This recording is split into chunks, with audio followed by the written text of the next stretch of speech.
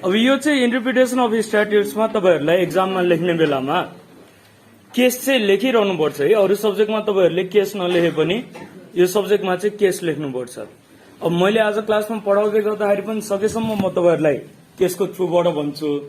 अब सबै आजै सक्दै गर्दाखेरि केसमा हामी त्यसरी जान सकेनौं भने पनि मैले यसको चाहिँ एउटा बनाइदिएको छु, कुन कुन रुलमा कुन कुन केस छन् विवरण सहितको। त्यो म हाम्रो नारदमुनि सरलाई चाहिँ फरवर्ड गरिदिन्छु मेलमा।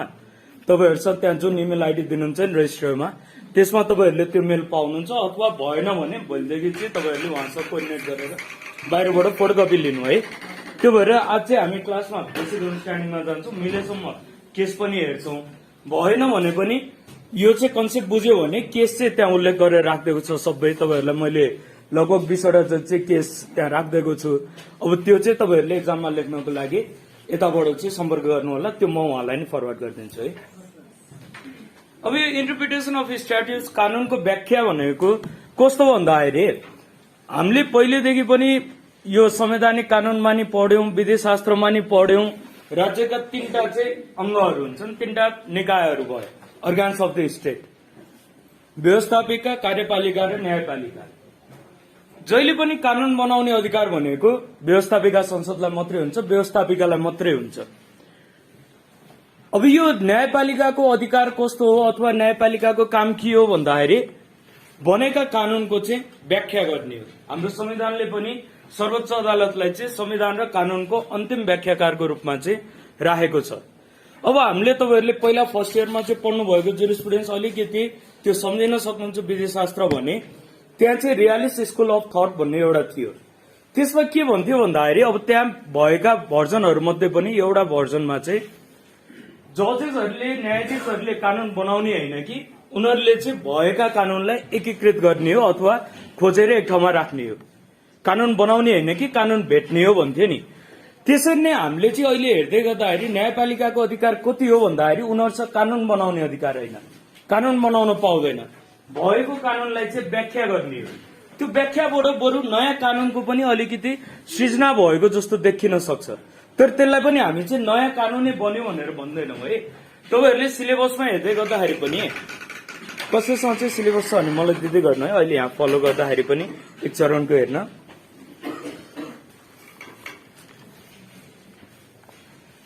अब यो अहिले हामीले सिलेबसमा हेर्ने हो भने त्यहाँ तपाईहरुलाई चाहिँ दुईटा पार्टमा अथवा दुईटा कन्टेन्ट चाहिँ राखेको छ। एउटा चाहिँ सिलेबस भित्र इन्टरप्रिटेसन भन्ने छ, अर्को भनेको चाहिँ कन्स्ट्रक्सन भन्ने छ। कतिको याद गर्नु भएको छ? यो दुईटा अब हामीले चाहिँ साल्मनको अनुसार हेर्ने हो भने साल्मनले के भन्छ भन्दाखेरि इन्टरप्रिटेसन र कन्स्ट्रक्सनमा चाहिँ कुनै पनि फरक छैन, यो एउटै हो भन्छ। तपाईहरुलाई इनकेस भोलिको दिनमा एक्जाममा अहिले त पढ्यो सबै इन्टरप्रिटेसन पढेको छ, अब चाहिँ कन्स्ट्रक्सन सोधिहाल्यो भने अब कन्स्ट्रक्सनको बारेमा त्यसरी लेख्न नसके पनि तपाईहरुले लाउन मिल्ने एउटा ट्रिक के हुन्छ भन्दाखेरि साल्मनको अनुसार चाहिँ यी दुईटामा कुनै पनि भिन्नता छैन भनेर तपाईहरुले चाहिँ इन्टरप्रिटेसनकै पार्टबाट जाँदै गर्दा नि हुन्छ है। त्यसमा डिफरेन्स चाहिँ खासै धेरै छैन, तर अलिअलि डिफरेन्स चाहिँ छ है। इन्टरप्रिटेसन र कन्स्ट्रक्सन भन्नुमा थोरै डिफरेन्स छ। इन्टरप्रिटेसनले के हेर्छ भन्दाखेरि इन्टरप्रिटेसनले चाहिँ विधायकी मनसायलाई चाहिँ सर्च गर्छ, इन्टेन्सन अफ द यो चाहिँ लेजिस्लेचर। कानून निर्माण गर्दै गर्दाखेरि कानून निर्माताहरूको ती विधायकहरूको चाहिँ मनसाय के थियो त कानून निर्माण गर्दा, त्योलाई मात्रै चेक गर्यो भने हामी त्यसलाई चाहिँ इन्टरप्रिटेसन अफ स्ट्याट्युट्स भन्छौँ अथवा इन्टरप्रिटेसन भन्छौँ। पछि रुल्समा पनि आउँछ है। अब कन्स्ट्रक्सन भनेको कस्तो भन्दाखेरि कन्स्ट्रक्सन चाहिँ अलिकति अगाडि बढ्छ, इन्टरप्रिटेसन भन्दा थोरै अगाडि जान्छ र उसले चाहिँ जाँदै गर्दाखेरि जे चिजमा चाहिँ विवाद भएका छन् अथवा लुपोल्सहरू छन् अथवा त्यहाँ चाहिँ ठ्याक्कै जुन तपाईहरुले अब मिस्टिक रुलमा पनि पछि पढ्नुहुन्छ त्यस्ता त्यो चाहिँ ग्याप फिलिङको लागि चाहिँ कन्स्ट्रक्ट गरिदिन्छ, अब के नयाँ सृजना गरिदिन्छ। अब त्यसलाई हामी चाहिँ कम्प्लिटली नयाँ भन्दा पनि के को रूपमा बुझ्छौं त कन्स्ट्रक्सनको रूपमा बुझ्छौं, थोरै मात्रै केही चाहिँ सच्याएको अथवा थपगट गरेको रूपमा बुझ्छौं है। त्यो भएर इन्टरप्रिटेसन र कन्स्ट्रक्सनमा चाहिँ फरक भनेको यो। इन्टरप्रिटेसनले जहिले पनि विधायकी मनसाय मात्रै चेक गर्यो, त्योभन्दा बाहेकमा यो चाहिँ जाँदैन, त्योभन्दा बढीमा जाँदैन। तर कन्स्ट्रक्सनले के गर्ने भयो भन्दाखेरि जे समाजमा लुपोल्स रहेको छ नि कानूनको चाहिँ त्यो इन्फोर्स गर्दाखेरि त्यो चिजलाई पनि उसले चाहिँ एड्रेस गर्न खोज्छ। बुझ्नुहुन्छ यतिसम्मको चिज? अब यसमा हामीले चाहिँ यो इन्टरप्रिटेसन कस्तो कानूनहरूमा लाग्छ, कन्स्ट्रक्सन कस्तो अवस्थामा लाग्छ भनेर पनि बुझ्नुपर्छ है। सबै कानूनमा चाहिँ कन्स्ट्रक्सन पनि हुँदैन। तपाईहरुले पहिला क्रिमिनल ल पनि पढिसक्नु भएको छ। क्रिमिनल लको जहिले पनि इन्टरप्रिटेसन भनेको स्ट्रिक्ट इन्टरप्रिटेसन हुन्छ। थाहा छ नि, त्यतिसम्म कठोर चाहिँ व्याख्या हुन्छ। कोही मान्छेलाई अब अभियुक्त कोही छ, उसलाई चाहिँ कुनै अपराध गरेको भनेर मुद्दा चल्यो, एकछिनलाई मान्नु।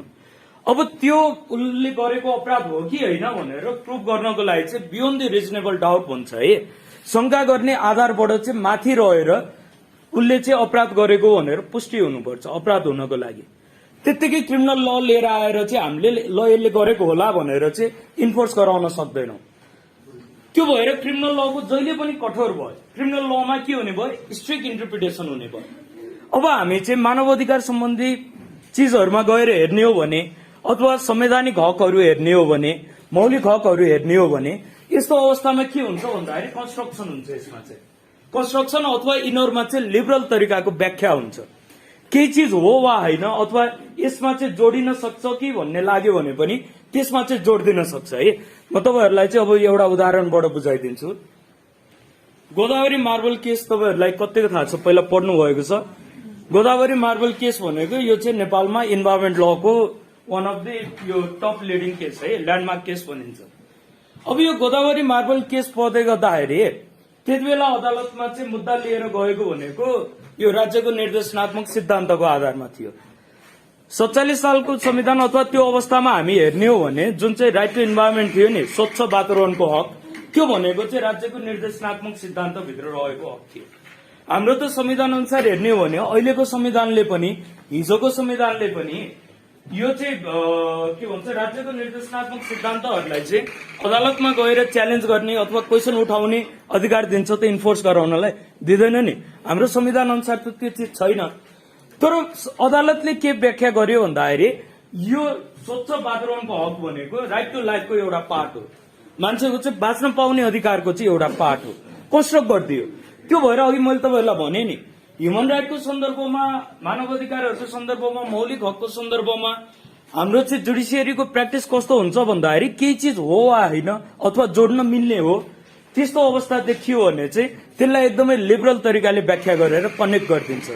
तर क्रिमिनल लमा के हुने भयो त, एकदमै स्ट्रिक्ट रूपमा है त्यो कानून लागू हुनलाई चाहिँ गरेकै हुनुपर्छ अथवा यथेष्ट रूपमा चाहिँ देखिनुपर्छ। अब तपाईहरुलाई अर्को एउटा केसबाट पनि म भन्नु, म्याच फिक्सिङको केस तपाईहरुले न्यूजमा त सुन्नु भएको थियो होला, नेपाली फुटबल खेलाडीहरुको। अब त्यो म्याच फिक्सिङको केसमा पनि भएको व्याख्या यही छ है। अब त्यहाँ चाहिँ हाम्रो 4 जना कि कतिजना खेलाडीहरु त्यसपछि प्रशिक्षकहरुलाई चाहिँ राज्य विरुद्धको कसुर लागेको थियो। राज्य विरुद्धको कसुर लाग्दै गर्दाखेरि म्याच फिक्सिङ भनेर हाम्रो तत्कालीन अवस्थामा कानूनले त्यसलाई रेकग्नाइज गरेको थिएन, कानूनमा लेखिएको थिएन। हाम्रो क्रिमिनल लको अर्को प्रिन्सिपल गएर हेर्ने हो भने नो क्राइम विदाउट ल भन्छ। कानून नबनाइकन त केही चिज अपराध हुँदैन नि। अब यो इन्टरनेसनली हामी प्र्याक्टिस हेर्ने हो भने गलत हो, अपराध पनि हो।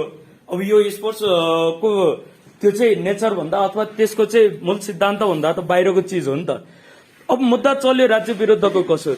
राज्य विरुद्धको कसुर चल्दै गर्दाखेरि अदालतले चाहिँ यसलाई अपराध चाहिँ भन्न मिल्दैन भनेर उन्मुक्ति दिएको छ है। ती 4 जना खेलाडीहरु अथवा कतिजना थिए नम्बर चाहिँ मैले ठ्याक्कै त्यो कन्फर्म गर्न सकिनँ, र प्रशिक्षक उनीहरूलाई चाहिँ तत्कालीन अवस्थामा म्याच फिक्सिङ सम्बन्धी चाहिँ कानून नभएको भएर उन्मुक्ति दिएको छ। र त्यहाँ चाहिँ व्याख्या गर्दै गर्दाखेरि त्यो चाहिँ आनन्द मोहन भट्टराई र अर्को को एकजना हुनुहुन्छ, त्यो तपाईहरुले चेक गर्नुभयो भने यही अहिलेकै रिसेन्टली कानून पत्रिकामा छ है, 74 कि के अरे 75 कि 76 कोमा अथवा यस्तै कुनमा छ। यसमा चाहिँ अब त्यहाँ अदालतले चाहिँ के नजिर प्रतिपादन गरेको छ भन्दाखेरि फौजदारी कानूनको व्याख्या भनेको जहिले पनि कठोर हुन्छ र मानव अधिकारको व्याख्या गर्दै गर्दाखेरि कुनै चिज लागू हुन्छ वा हुँदैन भन्ने भयो भने त्यस्तो अवस्थामा अथवा जोडिन्छ कि जोडिन्न भन्ने अवस्था भयो भने त्यस्तोमा चाहिँ मानव अधिकारलाई चाहिँ लिबरल तरिकाले व्याख्या गरेर त्यसमा चाहिँ कनेक्ट गरिन्छ भनेर यो चाहिँ इन्टरप्रिटेसनको चाहिँ आधार तय गरिदिएको छ है। यो चाहिँ रिसेन्ट केसको मैले तपाईहरुलाई भनेको, मैले त्यो केसको पनि नाम र निर्णय नम्बर त लिएर आएको छु। निर्णय नम्बर तपाईँहरूले टिप्नुभयो भने 10,523, यो सिधै सर्च गर्नुभयो भने भेटिहाल्नुहुन्छ है। निर्णय नम्बर 10,523 अहिलेको केसको यो फुटबल खेलाडीहरूको राज्य विरुद्धको कसुरको। अब यसमा तपाईँहरूले बुझ्नुभयो नि, इन्टरप्रिटेसन गर्दै गर्दाखेरि फरक फरक कानूनलाई चाहिँ हामीले फरक फरक तरिकाले चाहिँ हेर्दो रहेछौँ। कन्स्ट्रक्सन भनेको एक तरिकाको भयो, जसले चाहिँ भएका लुपहोल्सहरूलाई चाहिँ कभर गर्न खोज्छ। त्यो भएर हामीले जहिले पनि कन्स्टिट्युसनमा हेर्ने हो भने कन्स्ट्रक्सन अफ कन्स्टिट्युसन भन्छौँ, इन्टरप्रिटेसन अफ कन्स्टिट्युसन भन्दा पनि कन्स्ट्रक्सन अफ कन्स्टिट्युसन भन्छौँ है। किनकि त्यहाँ कन्स्टिट्युसन भनेको त लिभिङ डकुमेन्ट हो। यो त आज निर्माण गरेपछि पनि यो चाहिँ शताब्दीसम्म चलोस् अथवा दशकौं चलोस् भन्ने हाम्रो चाहिँ सोच भएर संविधान बनाइन्छ नि। हामी अहिलेको संविधान हेर्ने हो भने हाम्रो त रिसेन्ट भयो, युएसको कन्स्टिट्युसन हामी गएर हेर्ने हो भने 1789 होला होइन मेबी, अथवा यस्तै कतिमा चाहिँ बनेको संविधान हो। लगभग 200 वर्ष अथवा त्योभन्दा बढी 250 वर्ष जति नै पुगेको छ। अब त्यो 250 वर्ष पुरानो संविधान त्यति बेलाका चाहिँ के भन्छ संविधान ड्राफ्ट गर्ने मान्छेले परिकल्पना गरेको सोसाइटी र आजको सोसाइटी एउटै छ त, अधिकार एउटै होला त, त्यति बेलाका मान्छेको र आजको छैन नि। तर पनि किन चाहिँ संविधान जीवित रूपमा चाहिँ रहिरहन्छ भन्दाखेरि त्यहाँ चाहिँ जुडिसियरीले जहिले पनि कन्स्ट्रक्ट गर्छ। त्यो भएर कन्स्टिट्युसन भनेको चाहिँ लिभिङ डकुमेन्ट हो। अरू कानूनहरूमा चाहिँ हामी के हेर्छौँ भन्दाखेरि तत्कालीन अवस्थामा यो चाहिँ विधायिकाको मनसाय के थियो गएर हामी चेक गर्छौँ। कन्स्टिट्युसनको सन्दर्भमा हामी के हेर्छौँ त लिभिङ डकुमेन्ट भएको हुँदाखेरि समाजमा चाहिँ आइरहेका चेन्जेसहरू, त्यो अनुसार चाहिँ सृजना भएका समस्याहरू सकेसम्म हामी त्यहीँबाट चाहिँ एड्रेस गर्न खोज्छौँ, त्यसलाई नै अघि बढाएर गर्न खोज्छौँ। त्यो भएर बुझ्नुहुन्छ तपाईँहरूले अब इन्टरप्रिटेसन र कन्स्ट्रक्सनको डिफरेन्स बुझिन्छ है। अब हामी इन्टरप्रिटेसनमा मात्रै फर्क्यौँ। अब यो कानूनको व्याख्या अथवा इन्टरप्रिटेसन अफ स्ट्याट्युट्स भन्ने बित्तिकै मुख्य चिज तपाईँहरूले बुझ्ने भनेको अब यो विधायिकाको मनसाय के थियो भनेर चेक गर्ने। हामीले कुनै कानून हेर्यौं भने दुईजनालाई मात्रै त्यही कानून दियो भने पनि त्यही आउनु होला, यो चाहिँ लगाइदिनु है ढोका चाहिँ।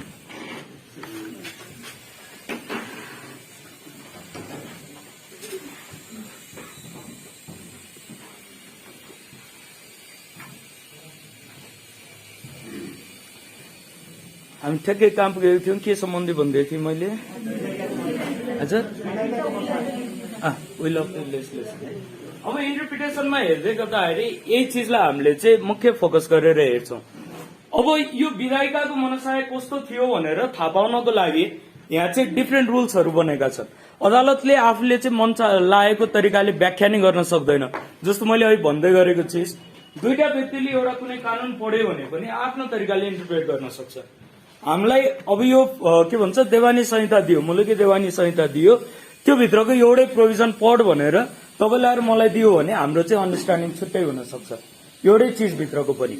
अब यो कानूनले भनेको ठ्याक्कै एक्ज्याक्ट के हो भनेर कहिले मात्रै हामीले थाहा पाउँछौँ त जब अदालतले भन्छ विधायकी मनसाय यो हो, यो कानून बन्दाखेरि त्यो भएर यसले भन्न खोजेको चिज यो हो, अथवा यसले चाहिँ विधायिका मनसायलाई चाहिँ झल्काएको छ भनेर त्यहाँबाट व्याख्या भएपछि मात्रै त्यो कानून भनेको चाहिँ रियल ल बन्छ, पूर्ण कानून चाहिँ तब हुन्छ है। त्यो भएर हामीले जहिले पनि चेक गर्ने भनेको विधायकी मनसाय। अब यसमा जाँदै गर्दाखेरि अदालतले व्याख्या गर्ने बेलामा चाहिँ रुल्सहरू छन्। अब पहिला चाहिँ म तपाईँहरूलाई रुल्सबाटै लिएर जान्छु है, रुल्स बुझ्यो भने सजिलो पनि हुन्छ। अब रुल्स भनेका नियमहरू है। अब यो अदालतले व्याख्या कुनै पनि कानूनको व्याख्या गर्दै गर्दाखेरि विभिन्न नियमहरूको आधारमा रहेर चाहिँ व्याख्या गरिनुपर्ने हुन्छ। उसले आफ्नो मन लागेको अनुसार पनि गर्न सक्दैन।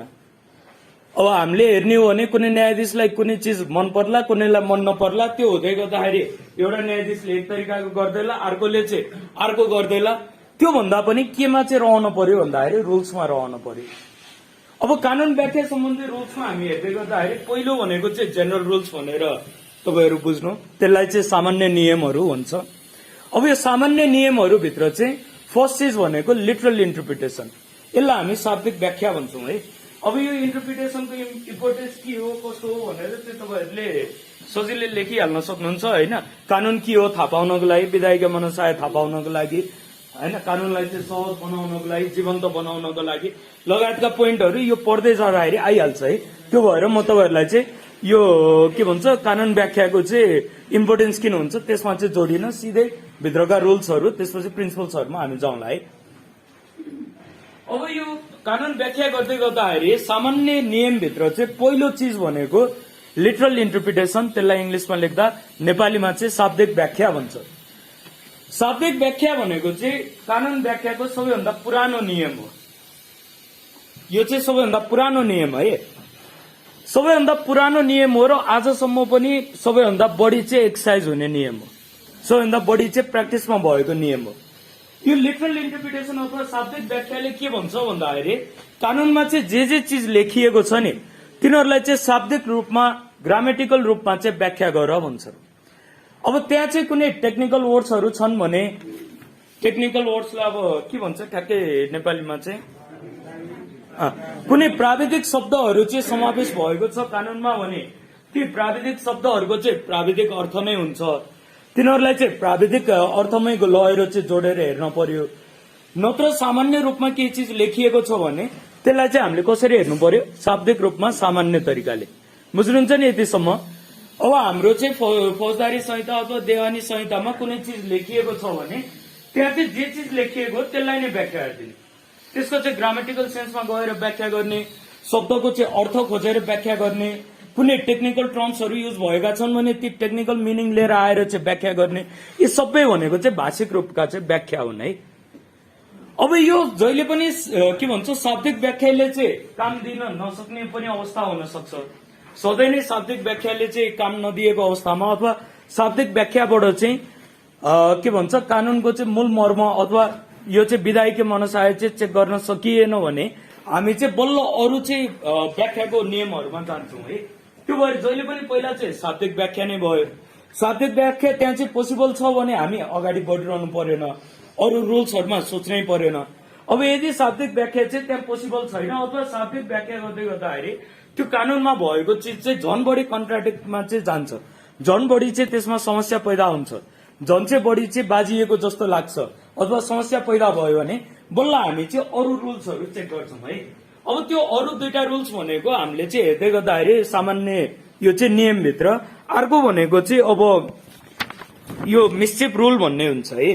शाब्दिक व्याख्याको मैले तपाईँहरूलाई धेरै खासै भनिराखिनँ, यो सजिलो नै छ, बुझिहाल्नुहुन्छ। नभए अहिले फेरि लास्टमा सबै आज मैले एकै दिनमा इन्टरप्रिटेसन सकौँ भन्ने सोचमा छु होइन। त्यो भएर लास्टमा चाहिँ टाइम बाँकी रह्यो भने हामी फेरि चाहिँ अगाडिका चिजहरूमा अलिकति बढी हेरौँला, नत्र चाहिँ थोरै बुझे अब त्यो शाब्दिक व्याख्याको त लेख्न सकिहालिन्छ है।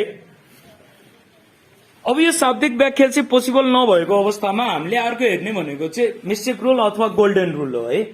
मिस्चिफ रुललाई चाहिँ दुष्कृति नियम पनि भन्छ, गोल्डन रुललाई चाहिँ स्वर्णिम व्याख्या भन्छ। अब यो मिस्चिफ रुल भनेको चाहिँ यो हेडनको केसबाट चाहिँ 1584 मा डेभलप भएको। 1584 मा चाहिँ हेडनको एउटा केस थियो, हेडन भन्ने व्यक्ति है, हेडनको केसबाट चाहिँ यो मिस्चिफ रुलको चाहिँ व्याख्या भएको छ। त्यो बेलाबाट चाहिँ यो व्याख्याको चाहिँ सुरुवात भएको भएर कहिलेकाहीँ हामीले यो दुष्कृति नियमलाई अथवा मिस्चिफ रुललाई चाहिँ हेडन रुल भनेर पनि भन्छौँ है। त्यो भएर तपाईँहरूलाई चाहिँ एक्जाममा कहिलेकाहीँ हेडन रुल भनेर पनि सोधिदिन सक्छ। त्यो हेडन रुलको बारेमा लेख भन्यो भने त्यसले सोधेको चाहिँ मिस्चिफ रुलको बारेमा हो है। बुझ्नुहुन्छ है यतिसम्मको त?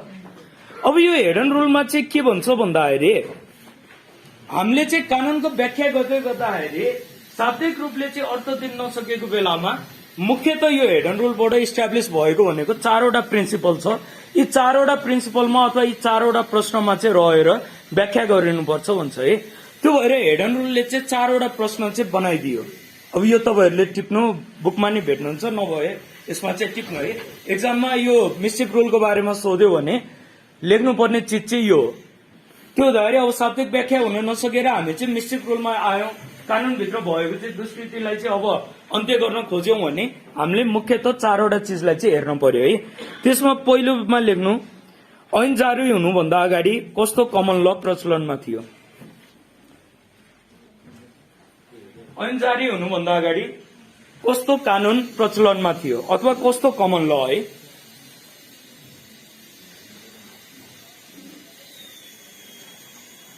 दोस्रोमा लेख्नु कमन लले व्याख्या नगरेको कुन दुष्कृति वा दोष हो।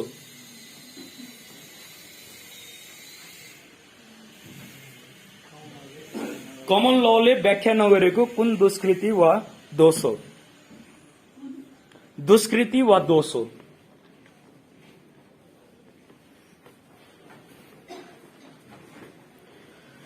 तेस्रोमा लेख्नु कमनवेल्थको खराबीलाई हटाउन संसदले कुन उपचारको व्यवस्था निर्धारित गरेको छ? कमनवेल्थको खराबीलाई हटाउन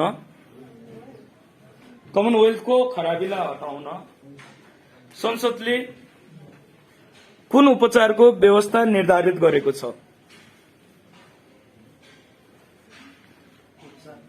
उपचारको व्यवस्था गरेको छ।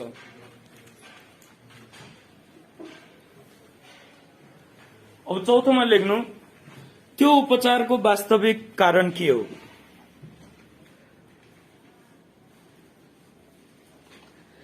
यी चारवटा चाहिँ क्वेसनको अथवा प्रश्नको आधारमा रहेर चाहिँ अब व्याख्या गरिनुपर्छ। हामीले चाहिँ यदि मिस्टिक रूल लगाउने हो भने यो हेडनको केसले चाहिँ इस्टाब्लिस गरेको चिज है। अब अहिले हामीले चाहिँ जुन पछिल्लो समय आयो नि, यो त 1584 मा डेभलप भएको केस हो।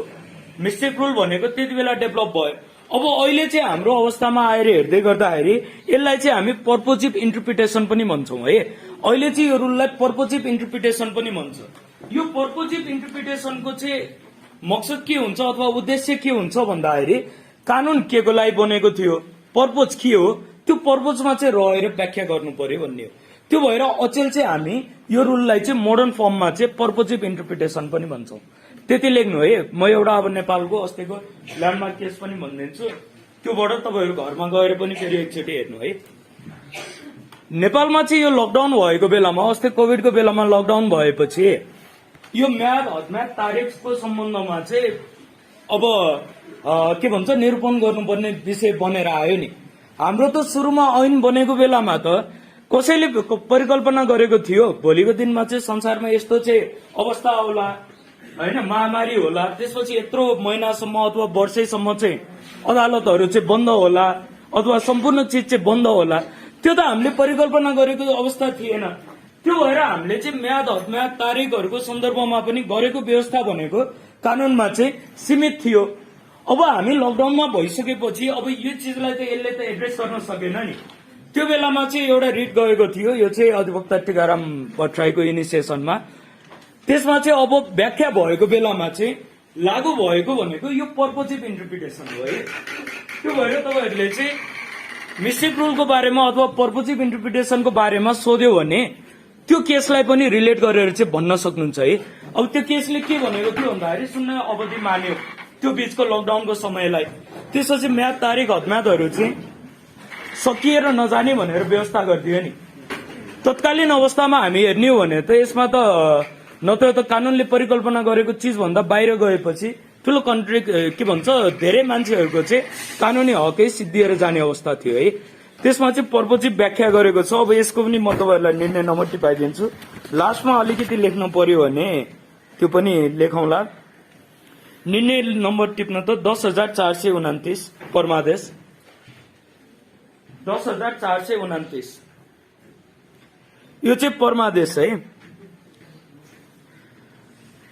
परमादेश हो। यसमा चाहिँ के भन्छ पर्पोजिभ इन्टरप्रिटेसन अफ ल को चाहिँ व्याख्या भएको छ। यसमा के भनेको छ भन्दाखेरि यो नजिरभित्र कानूनले सबै परिस्थितिको आकलन गर्न नसकेको वा कानूनको प्रयोग गर्दा स्पष्टतः अन्याय हुने स्थिति रहेको अवस्थामा कानूनको शाब्दिक संकुचित र प्राविधिक व्याख्या नगरी उद्देश्यमूलक व्याख्या पर्पोजिभ इन्टरप्रिटेसन अफ ल गरी न्यायपूर्ण अवस्था कायम गर्नु अदालतको दायित्व हो, यसमा बोलिएको छ है।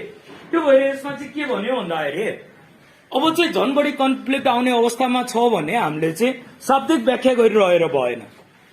शाब्दिक व्याख्याबाट अब चाहिँ झन समस्या चाहिँ निर्धारण के भन्छ सल्भ नभएर अझै बढी प्रब्लममा जान्छ भने हामीले चाहिँ अब कानूनलाई चाहिँ संकुचित रूपमा चाहिँ शाब्दिक व्याख्यामा राख्न भन्दा पनि पर्पोजिभ इन्टरप्रिटेसनमा चाहिँ लिएर जानु पर्यो।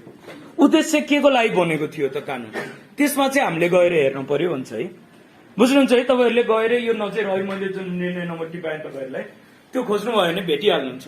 अब पहिला पहिला भएका किताबहरुमा अथवा तपाईहरुले चाहिँ के नोटहरु अथवा के मेटेरियल फलो गर्नु भएको छ भने धेरै नै अगाडिका चाहिँ नजिरहरु भेट्नु होला। तर एक्जाममा लेख्दै गर्दाखेरि अहिले पछिल्लो समय विकास भएका एकदमै राम्रा खालका चाहिँ कुनै नजिरहरु भेट्नु भयो र त्यसलाई लेख्न सक्नु भयो भने त्यसले चाहिँ बढी मार्क्स पनि ल्याउँछ, तपाईहरुलाई राम्रो पनि गर्छ है। एकदमै अगाडि अब यो 30 सालमा चाहिँ भएको नजिर लेख्नु भन्दाखेरि 75 सालको नजिर लेख्दाखेरि राम्रो होइन। त्यो भएर नजिरहरू चाहिँ तपाईँहरूले सक्नुहुन्छ भने आफै पनि अपडेट हुनु है। यहाँसम्मको भयो पर्वजी। अब के भन्छ मिस्टेक रुलको हामीले भन्यो है। अब हामी गोल्डन रुलको हेरौँ।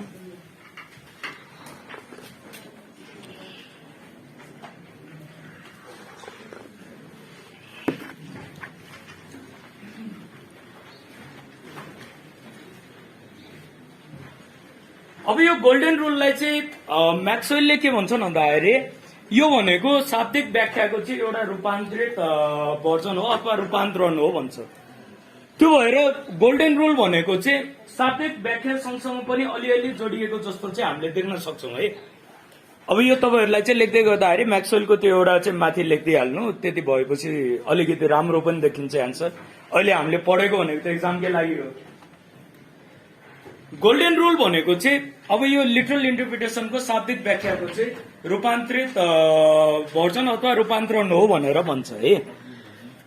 अपडेटेड अथवा रूपान्तरित भर्जन, मोडिफाइड फर्म भन्नु न। लिटरल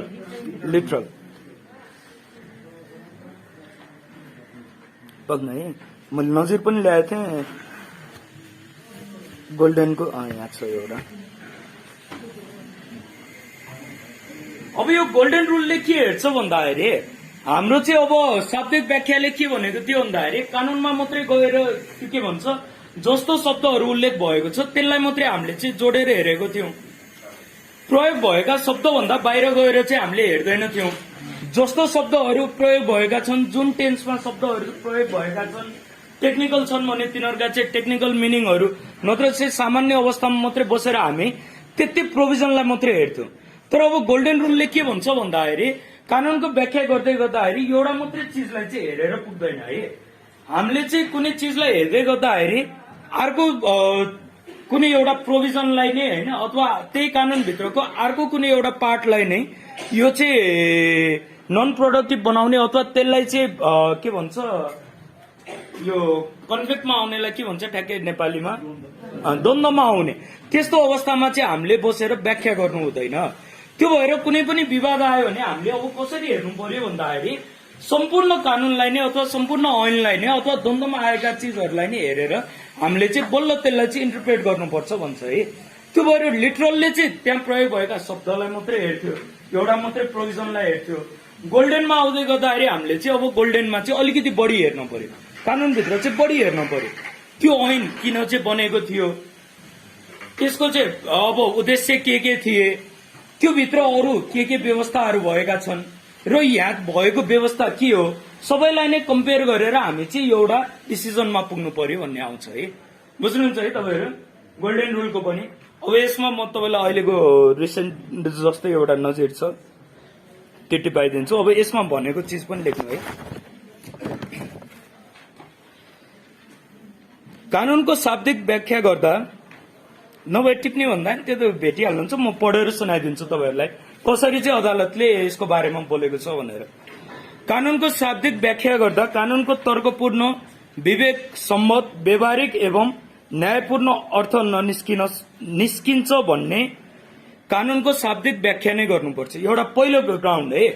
यदि हामीले चाहिँ कानूनको शाब्दिक व्याख्या गर्दै गर्दाखेरि तर्कपूर्ण, विवेक सम्मत र व्यवहारिक एवं न्यायपूर्ण अर्थ निस्किन्छ भने शाब्दिक व्याख्या गर्नु पर्यो। तर कानूनको शाब्दिक व्याख्या गर्दा कानूनको विवेक सम्मत, न्यायपूर्ण र व्यवहारिक अर्थ ननिस्किने अवस्थामा कानून व्याख्याको स्वर्णिम नियमलाई अनुसरण गरी उक्त कानूनमा भएका अन्य दफाहरू समेतको सापेक्षतामा राखेर कानूनको सन्दर्भ सुहाउँदो र स्पष्ट व्याख्या गर्नुपर्ने यो उल्लेख छ है। अब यदि चाहिँ हामीले शाब्दिक रुल चाहिँ लाउन सक्यौं भने मैले अघि नै पनि तपाईँहरूलाई भनेको थिएँ नि, शाब्दिक व्याख्या लिटरल इन्टरप्रिटेसन भनेको सबैभन्दा पुरानो रुल अफ इन्टरप्रिटेसन हो, आजसम्म पनि प्र्याक्टिस हुने। अदालतले सबैभन्दा पहिला के गर्छ भन्दाखेरि शाब्दिक व्याख्या गर्न खोज्छ। शाब्दिक व्याख्याबाट नै कानूनको चाहिँ उद्देश्य पूरा भयो अथवा हामीले चाहिँ त्यहाँबाट तर्कपूर्ण यो चाहिँ न्यायसङ्गत चाहिँ व्याख्या पायौं भने त्यही गर्न पर्यो। त्यो नभएको अवस्थामा हामी चाहिँ गोल्डन रुलमा जानु पर्यो भनेर यो केसले भन्यो है। अब यो केस चाहिँ मैले अहिले तपाईहरुलाई पढेको भनेको के अरे तरुण कुमार गुप्ता विरुद्ध नेपाल सरकारको यो चाहिँ राजस्व चुहावटको मुद्दा थियो। निर्णय नम्बर 9884 तरुण कुमार गुप्ता विरुद्ध नेपाल सरकार 9884 निर्णय नम्बर 9884 निर्णय नम्बर भयो भने तपाईहरुले नजिक पनि सजिलै खोज्न मिल्यो। अब यही व्याख्या चाहिँ अर्को 9305 को मुद्दामा नि भयो। के अरे निर्णय नम्बर 9305 लेख्नु। 9305 मा चाहिँ जन्म मिति सम्बन्धी विवादमा पनि यही व्याख्या भएको छ है। निजामती सेवा भित्र रहेको जन्ममिति विवादमा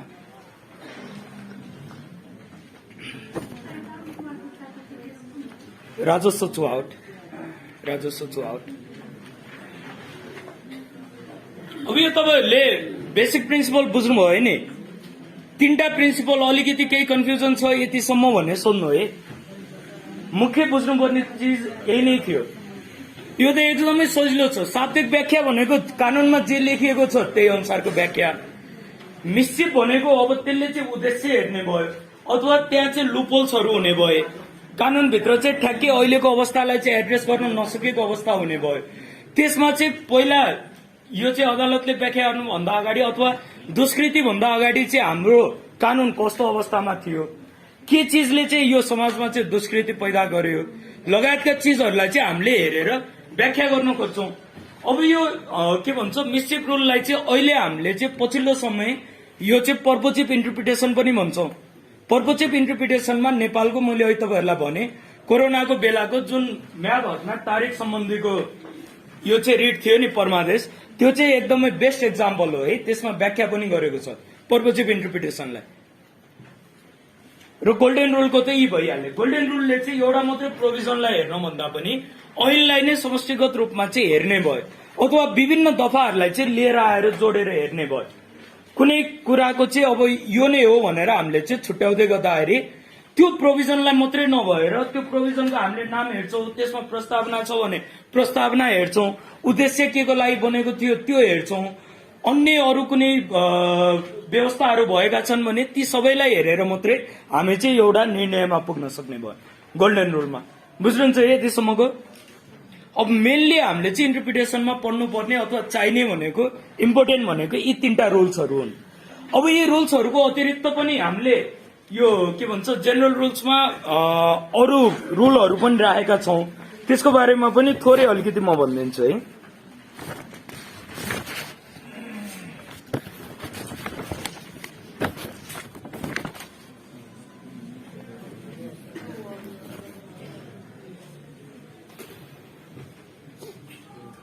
अर्को छ अब कन्स्ट्रक्सन आउट रेस म्याइस भ्यालेट क्वाम परेड भन्ने छ। यो चाहिँ ल्याटिन टर्म है। तपाईहरुले सिलेबसबाट पनि हेरेर अथवा किताबबाट हेरेर लेख्न सक्नुहुन्छ। कन्स्ट्रक्सन आउट रेस म्याइस भ्यालेट क्वाम परेड। अब यसले के भन्छ भन्दाखेरि हामीले चाहिँ कानूनको व्याख्या गर्दै गर्दाखेरि दुईटा व्याख्या हुने अवस्था भयो। एकछिनलाई मान्नु, हामीले अब कुनै प्रोभिजनलाई चाहिँ अथवा कुनै कानूनलाई चाहिँ व्याख्या गर्नुपर्ने अवस्था छ। व्याख्याको लागि चाहिँ अब त्यहाँ अदालतमा पुग्यो। अब त्यो व्याख्या गर्दै गर्दाखेरि अब त्यसको चाहिँ सम्भावित व्याख्या भनेको एक भन्दा बढी भयो। एकछिनलाई मान्नु, दुई तरिकाको व्याख्या हुन सक्ने अवस्था भयो। अब त्यो दुईटा व्याख्या हुन सकेको अवस्थामा चाहिँ अथवा दुईटा व्याख्या हुन सक्ने अवस्थामा जे चिज चाहिँ ऐनले परिकल्पना गरेको हो नि अथवा ऐन चाहिँ बन्नु पछाडिको चाहिँ उद्देश्य जे थियो नि त्योसँग नजिक यदि कुनै व्याख्या छ भने त्यसलाई चाहिँ हामीले चाहिँ अपलिफ्ट गर्छौं, अर्कोलाई छोड्छौं भनेको। बुझ्नुहुन्छ? यो अवस्था आउने भनेको कुनै कानूनको अथवा ऐनको एक भन्दा बढी चाहिँ व्याख्या हुने अवस्था आयो। दुई तरिकाले व्याख्या गर्न सकिने अवस्था आयो। नत्र त कानूनको एक मात्रै तरिकाले व्याख्या गर्न सकियो भने त हामी लिटरल रुलमै गइहाल्यौं। त्यो पनि भएन भने हामी चाहिँ अब अन्य रुलहरुमा जाँदाखेरि पनि एउटा मात्रै नसनले चाहिँ व्याख्या गर्थ्यौं। अब अझै पनि दुईटा चाहिँ व्याख्या आउने अवस्था रह्यो भने त्यो ऐन के को लागि बनेको थियो, त्यो कानून के को लागि बनेको थियो, हामीले चाहिँ पहिला त्यसको मकसद हेर्न पर्यो र त्यसको नजिक जुन चाहिँ व्याख्या पुग्छ नि त्यसलाई चाहिँ माथि राख्नु पर्यो, त्यही अनुसार व्याख्या गर्नु पर्यो भने। बुझ्नुहुन्छ है यति। यसले के भन्छ भन्दाखेरि कन्स्ट्रक्सन गर्नु पर्यो कस्तो सेन्समा भन्दाखेरि कुनै पनि चिजलाई चाहिँ अथवा कुनै पनि प्रावधानलाई चाहिँ डिस्ट्रोय गर्ने भन्दा पनि त्यसलाई चाहिँ अपलिफ्ट गर्ने तरिकाले चाहिँ कन्स्ट्रक्ट गर भन्छ। व्याख्या गर्दै गर्दाखेरि अब मैले अहिले तपाईँहरूलाई भने दुई तरिकाको चाहिँ व्याख्या गर्न सक्ने अवस्था आयो। एउटा व्याख्याले के हुन्छ भन्दाखेरि कानूनले चाहिँ परिकल्पना गरेको उद्देश्य अथवा त्यसको मकसदकै विपरीतमा गएर व्याख्या हुने अवस्था हुन्छ। अर्को के हुन्छ, उसले चाहिँ परिकल्पना गरेको चिजसँग चाहिँ अलिकति मिल्दो जुल्दो नजिक छ भने हामीले चाहिँ कुनै पनि लजलाई अथवा प्रोभिजनलाई डिस्ट्रोय गर्ने भन्दा पनि ऐनलाई चाहिँ के भन्छ उसले सोचेको उद्देश्य पूरा गर्नको लागि फुलफिल गराउनको लागि त्यो अनुसार व्याख्या गर्नु पर्यो, त्यसलाई चाहिँ अपलिफ्ट गर्नु पर्यो भनेको। त्यो भएर कुनै पनि चिजको अथवा कुनै पनि प्रोभिजनको भाषा त्यहाँभित्र प्रयोग भएको शब्दको चाहिँ भ्यालु नभएको भन्ने हुँदैन। सबैको नै आफ्नै भ्यालु हुन्छ, सबैको आफ्नो मिनिङ हुन्छ। त्यो भएर कुनै पनि एउटा प्रोभिजन चाहिँ स्वत खारेज हुने तरिकाले चाहिँ व्याख्या गरिनु हुँदैन भन्ने हो। बुझ्नुहुन्छ है। त्यो भएर जुनले चाहिँ ऐनले परिकल्पना गरेको उद्देश्यको चाहिँ नजिक पुगेको छ त्यसलाई नै अपलिफ्ट गर्नु पर्यो। बुझिन्छ यतिसम्म।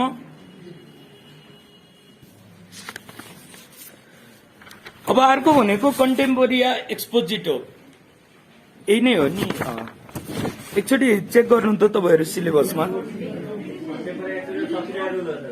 ए अर्को भन्नु त कुन चाहिँ reading words in their context पढ्नु है पढ्नु।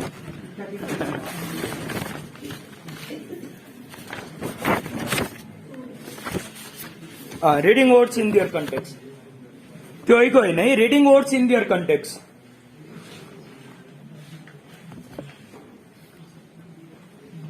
अब यसले भन्ने के हो भन्दाखेरि कानून निर्माण हुँदै गर्दाखेरि हामीले त एउटा मकसद लिएको हुन्छौँ नि। नागरिकता सम्बन्धी ऐन किन बनेको छ भन्नु त किन बने होला नागरिकता सम्बन्धी ऐन?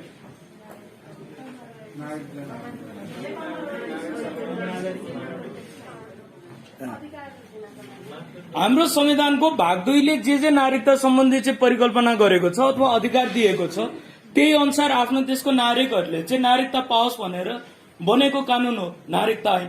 त्यो भएर सबै नै ऐनहरू के को कुनै न कुनै एउटा उद्देश्यले बनेको हुन्छ नि। संविधानले के पहिला चाहिँ परिकल्पना गरेको हुन्छ ती चिजहरू पूरा गर्नको लागि हामीले चाहिँ ऐन बनाउँदै जान्छौं। त्यो भएर अब हामीले चाहिँ कानून बनाएपछि अब त्यहाँ कानूनभित्र चाहिँ लेखिएका कुनै चिज छन् भने र तिनीहरू चाहिँ अब डिस्प्युटमा आए, तिनीहरू चाहिँ अब विवादमा रह्यो अथवा व्याख्या आवश्यकता भयो भने त्यो चाहिँ हामीले सन्दर्भलाई चाहिँ जोडेर हेर्नु पर्यो व्याख्या गर्दै गर्दाखेरि। बुझ्दै हुनुहुन्छ तपाईँहरू? अब त्यो कानून बन्दै गर्दाखेरि हाम्रो चाहिँ अवस्था के थियो अथवा त्यो कानूनको चाहिँ उद्देश्य के हो त्योसँग चाहिँ कसरी रिलेट गर्न सकिन्छ त्यो सन्दर्भमा चाहिँ लिएर गएर हेर्न पर्यो।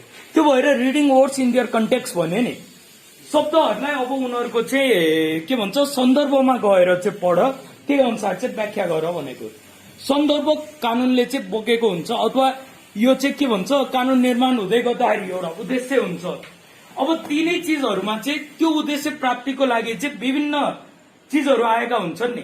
अब जस्तो नागरिकता सम्बन्धी केमा हेर्दै गर्दाखेरि अब यो पहिला हामी बनाउने बेला अब तपाईहरु त जन्मभन्दा एजमा सिनियर हुनुहुन्छ, अचेलको प्र्याक्टिस चाहिँ के होला? पहिला चाहिँ यो ओडामा गएर चाहिँ एउटा लिएर आउनु पर्थ्यो नाता प्रमाणित यो त्यो चिजहरू हैन नागरिकता बनाउँदै गर्दाखेरि। अब त्यहाँ त्यो कुनै विवाद आयो नाता प्रमाणित के अरे नाता प्रमाणित कसले गर्ने भन्ने सन्दर्भमा कुनै चाहिँ विवाद भयो, हामीले चाहिँ ऐनले परिकल्पना गरेको चिजमा भने हामीले अब केमा गएर हेर्नु पर्यो? सन्दर्भमा गएर हेर्नु पर्यो। कोही मान्छेको अब हिजोको दिनमा एकछिनलाई तपाईहरु मान्नु बाबु अथवा आमाको चाहिँ नाता प्रमाणित हुनुपर्ने भने अब उसको बाबु आमा सानैमा चाहिँ डेथ भएर गएको अवस्था छ र उनलाई चाहिँ अरूले पालेको छ भने त्यस्तोमा हामी चाहिँ गएर केलाई हेर्नु पर्यो? सन्दर्भलाई हेर्नु पर्यो। बुझ्दै हुनुहुन्छ नि तपाईहरुले? त्यो भएर हामीले चाहिँ कानूनको व्याख्या गर्दै गर्दाखेरि त्यहाँभित्र चाहिँ उल्लेख भएका चिजहरूको चाहिँ सन्दर्भ के हो त, यिनीहरूको उद्देश्य के हो त, मिनिङ खोज्दै गर्दाखेरि जे चिजको लागि कानून बनेको हो नि त्यसलाई चाहिँ लिएर गएर सन्दर्भसँग जोड्ने हो। बुझ्नुहुन्छ यतिसम्मको चिज है? त्यो भएर कानूनको व्याख्या हुँदाखेरि शब्दहरूको अथवा उल्लेख भएका चिजहरूको प्रोभिजनहरूको चाहिँ सन्दर्भलाई चाहिँ रिलेट गरेर हेर्नु पर्यो है। यतिसम्म बुझ्नुहुन्छ है? यति नै होइन हाम्रो चाहिँ जेनरल रुलमा। अब अर्को भनेको सब्सिडियरी रुल। के सोध्दै हुनुहुन्थ्यो?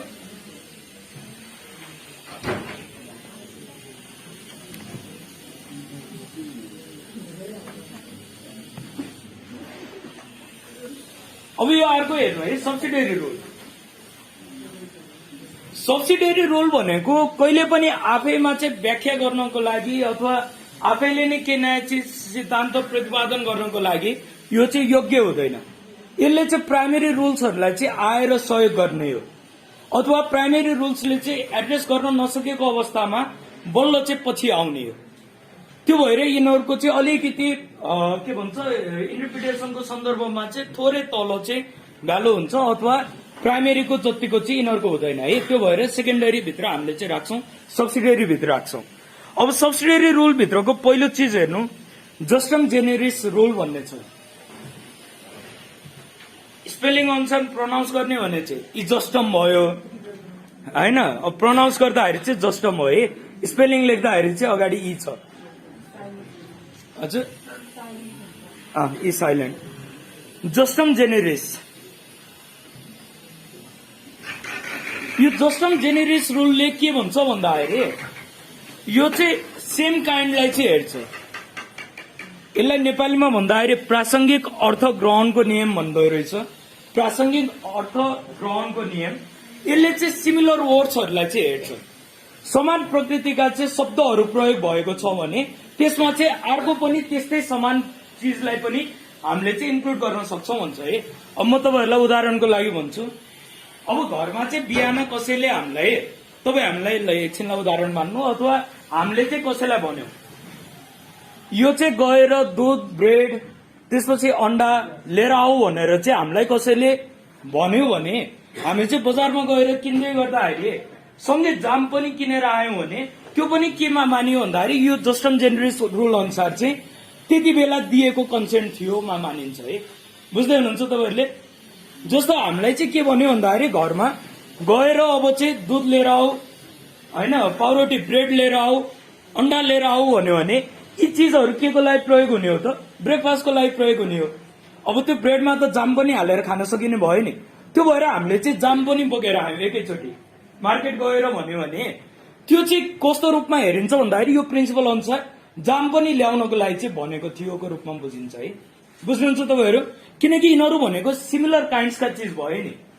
त्यो भएर हामीले कानूनको व्याख्या गर्दै गर्दाखेरि पनि कुनै चीज उल्लेख भएको छ, अब जस्तो त्यहाँ चाहिँ प्रोभिजन दिँदै गर्दाखेरि यी चीजहरु भनेर भन्यो अथवा यी लगायतका चीजहरु भन्यो भने सिमिलर नेचरका चीजहरुलाई पनि हामीले चाहिँ यो चाहिँ पालना गर्नुपर्ने हुन सक्छ है।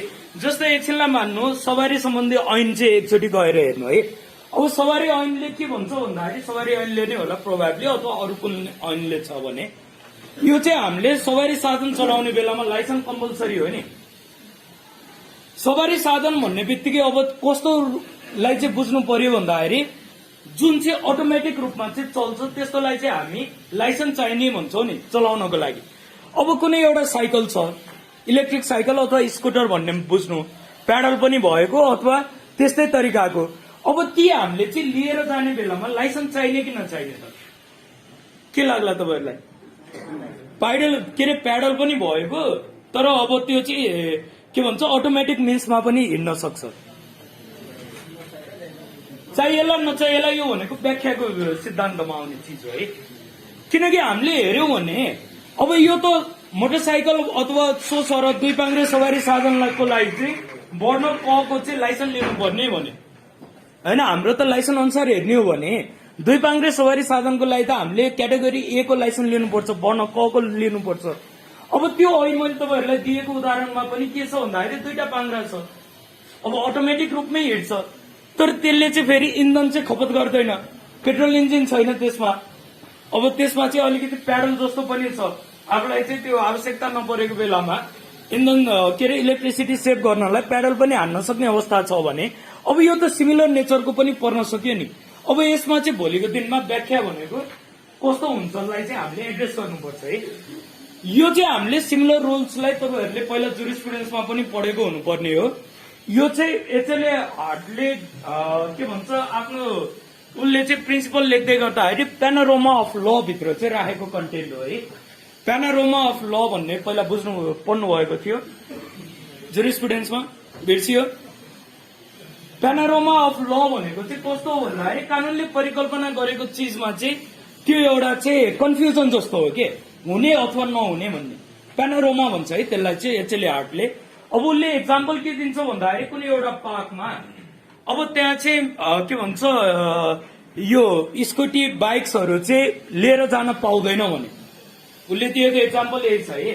एउटा पार्क छ, त्यो पार्कभित्र चाहिँ अब मोटरसाइकलहरू अथवा स्कुटरहरू यो चाहिँ गाडीहरू लिएर जान मिल्दैन भनेको छ। अब त्यो पार्कमा हामीले चाहिँ स्केट बोर्डलाई लिएर गयौँ भने त्यो चाहिँ अगाडि जुन चाहिँ व्याख्या गरेको चिज थियो नि त्यसमा चाहिँ समावेश हुन्छ कि हुँदैन होला, उसले सोध्ने प्रश्न यो हो है। अब हामी केमा जानु पर्यो, अब्जेक्टिभमा जानु पर्यो। त्यो पार्कभित्र चाहिँ कुनै पनि सवारी साधनलाई चाहिँ लिएर नजाऊ भनेको के को लागि हो, त्यहाँभित्र हिँडिरहेका मान्छेलाई अथवा त्यहाँ योगा गरेका मान्छेलाई त्यहाँ चाहिँ डिस्टर्बेन्स नहोस्, त्यहाँ हिँडिरहेका मान्छेलाई चाहिँ गएर नठोकियोस्, एक्सिडेन्ट नहोस्, त्यसको लागि हो नि हामीले चाहिँ रेस्ट्रिक्ट गरेको। अब जुन स्केट बोर्ड छ, स्केट बोर्ड भनेको अब त्यो देखिहाल्नु तपाईँहरूलाई थाहा पनि छ होला, खुट्टाले यसो त्यो चलाएर हिँड्ने चिज है। अब यो हामी हेर्ने हो भने भेकलमा नपर्न सक्छ, तर लको हामी अब्जेक्टिभ हेर्ने हो भने त पार्कभित्र चाहिँ भेकल किन चाहिँ ब्यान गरेको भन्दाखेरि त्यहाँभित्र त एक्सिडेन्ट नहोस् अथवा मान्छेलाई डिस्टर्बेन्स नहोस् भनेर हो नि। त्यो भएर त्यो व्याख्याभित्र चाहिँ यो चिज पनि आउन सक्छ भनेर उसले भन्छ, नआउन पनि सक्छ। यो भनेको प्यानोरोमा अफ ल भयो। अब यो प्यानोरोमालाई चाहिँ कसले चाहिँ सल्भ गर्छ भन्दाखेरि अदालतले गर्छ, बुझ्नुभयो तपाईँहरूले। अब यो जस्ट एन्ड जेनरसली भन्ने चाहिँ यही हो है, सिमिलर थिङहरूलाई चाहिँ कन्सिडर गर्नुपर्छ भन्ने हो।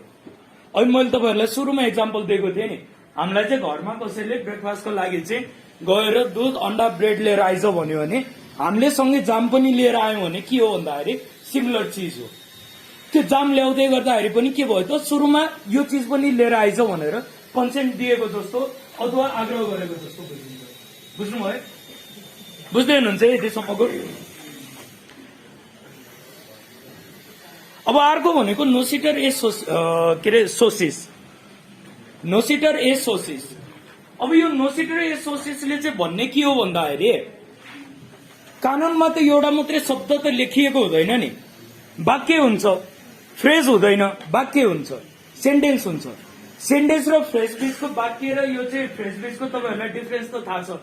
वाक्य भनेको, सेन्टेन्स भनेको यो चाहिँ सम्पूर्ण भाषादेखि लिएर हरेक चिज चाहिँ मिलाएर लेखिएको अन्तिममा पूर्ण विराम भएको चाहिँ चिज भयो। अब यसमा चाहिँ प्रयोग हुँदै गर्दाखेरि कुनै एउटा शब्द मात्रै युज भएको हुँदैन, कुनै चाहिँ यो फ्रेज मात्रै युज भएको हुँदैन। फ्रेज युज भएको थियो भने हामीले चाहिँ जुन तुक्का भन्छौँ नि फ्रेजहरू, अब यिनीहरू भनेको त एउटा सेन्टेन्सको फर्ममा हुँदैन नि, यिनीहरूले दुई अथवा दुईभन्दा बढी चाहिँ व्याख्या दिन सक्छन्, त्यो अनुसारको मिनिङ आउन सक्छ। तर सेन्टेन्सको के हुन्छ भन्दाखेरि एउटा चाहिँ अर्गनाइज फर्ममा बनेका हुन्छन् नि। त्यो भएर यो चाहिँ के भन्छ, नोसिटर ए सोसिसले के भन्छ भन्दाखेरि व्याख्या गर्दै गर्दाखेरि कुनै पनि शब्द अथवा कुनै प्रोभिजन के अरे प्रोभिजन भित्रको शब्द चाहिँ अब विवादमा आएको छ, त्यसको बारेमा चाहिँ हामीले निरूपण गर्नुपर्ने छ भने त्यो चाहिँ कस्ता वर्ड्सहरूसँग चाहिँ यो लेखिएर आएको छ, कस्तोसँग एसोसिएटेड भएको छ, त्यसलाई पनि हेरेर व्याख्या गर्नुपर्छ भन्छ है। बुझ्नुहुन्छ, संगत हेर्ने भयो अब यसले। कुनै एउटा चाहिँ शब्द लेखिएको छ भने त्यसमा चाहिँ कस्तो त त्यो चाहिँ मिनिङ दिन खोजेको छ, त्योभन्दा अगाडिको वर्डले त्योभन्दा पछाडिको वर्डले कस्तो मिनिङ दिएको छ, त्यहाँ कुनै टेक्निकल वर्ड छ कि सामान्य वर्ड छ, यिनीहरूलाई चाहिँ डिटरमाइन गर्ने भयो कि अब त्यो शब्दको चाहिँ व्याख्या कसरी गर्ने भनेर। बुझ्दै हुनुहुन्छ यतिसम्मको चिज। सामान्य रूपमा लेखिएको छ भने अब त्यहाँ बिचमा भएको एन्ड अर जुन हुन्छ नि र वाहरू, यस्ता चाहिँ सामान्य रूपमा आएकोमा हामीले चाहिँ केमा राख्छौँ त, सामान्य रूपमै हेर्छौँ। अब त्यहाँ चाहिँ कुनै एउटा स्पेशल तरिकाले आएको चिज छ अथवा स्पेशल मिनिङ दिने वर्ड्सहरू छन् र यिनीहरूसँग चाहिँ यस्तै चिज अथवा यसको अतिरिक्त यस्तै प्रकृतिका कुनै शब्दहरू प्रयोग भएका छन् भने हामीले चाहिँ अगाडिका शब्द र त्यो भन्दा पछाडि आउने कन्सिक्वेन्टिभ रूपमा चाहिँ पछाडि आउने शब्द दुईटैलाई चाहिँ चेक गरेर यिनीहरूले दिन खोजेको मिनिङ के हो त्योबाट चाहिँ अब्जेक्टिभ फाइन्ड आउट गर्नुपर्छ। बुझ्नुहुन्छ है। अब अर्को छ रेडेन्टो सिंगुला सिंगुली।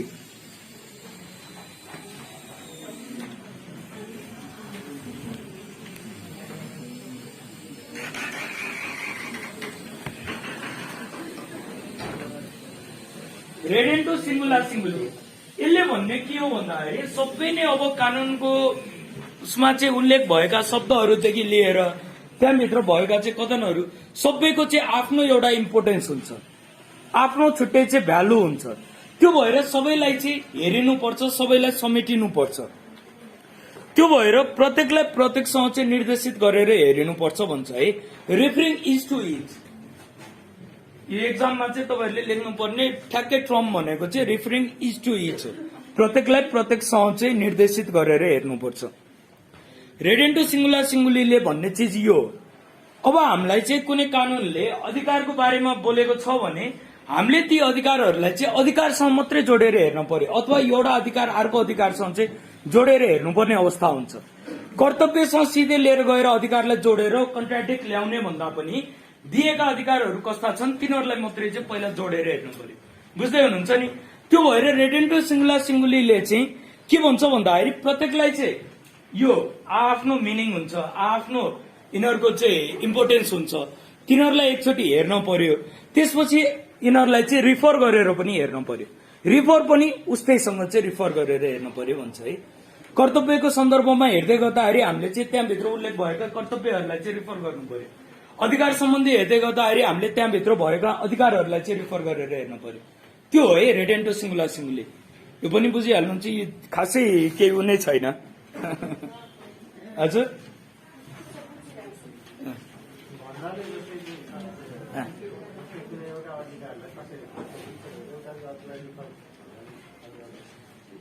अहिले मैले तपाईँहरूलाई सुरुमै भनेको थिएँ नि, राइट टु इन्भाइरोमेन्ट र राइट टु लाइफ, यो भनेको रिफर गरेर हेरिएको चिज हो। संविधानको नि हामीले त व्याख्या गर्नु त पर्यो। अब त्यहाँ चाहिँ जुन हाम्रो चाहिँ वातावरण सम्बन्धी हक थियो त्यसलाई चाहिँ हामीले केसँग लिएर आयो त, राइट टु लाइफसँग लिएर आएर रिफर गर्यो। जोडिन त सक्यो नि त। स्वच्छ वातावरणमा मान्छेको चाहिँ जिउन पाउने हक भनेको पनि के हो भन्दाखेरि यो चाहिँ के अरे मान्छेको जिउन पाउने अधिकारसँग चाहिँ रिलेटेड भयो। बुझ्दै हुनुहुन्छ नि? त्यो भएर यसरी चाहिँ हामीले रिफर गर्न सक्ने भयो क्या राइट्सहरूलाई। अब त्यो संविधानभित्र चाहिँ उल्लेख भएको डिरेक्टिभ प्रिन्सिपलमा राखेको छ भन्दैमा त्यसको चाहिँ भ्यालु नै नभएको भन्ने त होइन। त्यो भएर सबैको केही न केही यो इम्पोर्टेन्स हुन्छ, भ्यालु हुन्छ र रिफर गरेर चाहिँ हामीले हेर्नुपर्छ भन्ने हो है। बुझ्दै हुनुहुन्छ नि? अब हामी अर्को हेरौँ है, कम्पेरिजन भन्दा पनि कनेक्ट गरेर हेर्ने हो। एउटा प्रोभिजन अथवा एउटा राइटलाई अर्को राइटसँग चाहिँ के भन्छ कनेक्ट गर्ने। अब अर्को छ एक्सप्रेसो युनियस रुल। एक्सप्रेसो युनियस रुल यसले चाहिँ के भन्छ भन्दाखेरि कुनै ऐनमा चाहिँ एक्सप्रेस रूपमा चाहिँ केही चिज लेखिएको छ भने अब त्यसले चाहिँ सामान्य चिजलाई चाहिँ जनाउँदैन, एक्सप्रेस नै हुने भयो। हामीले चाहिँ कुनै चिजलाई एक्सप्रेस गरेको छैनौँ, कमनमा छोडिरहेको छौँ भने त्यो चाहिँ सबैलाई नै लागू हुने भयो।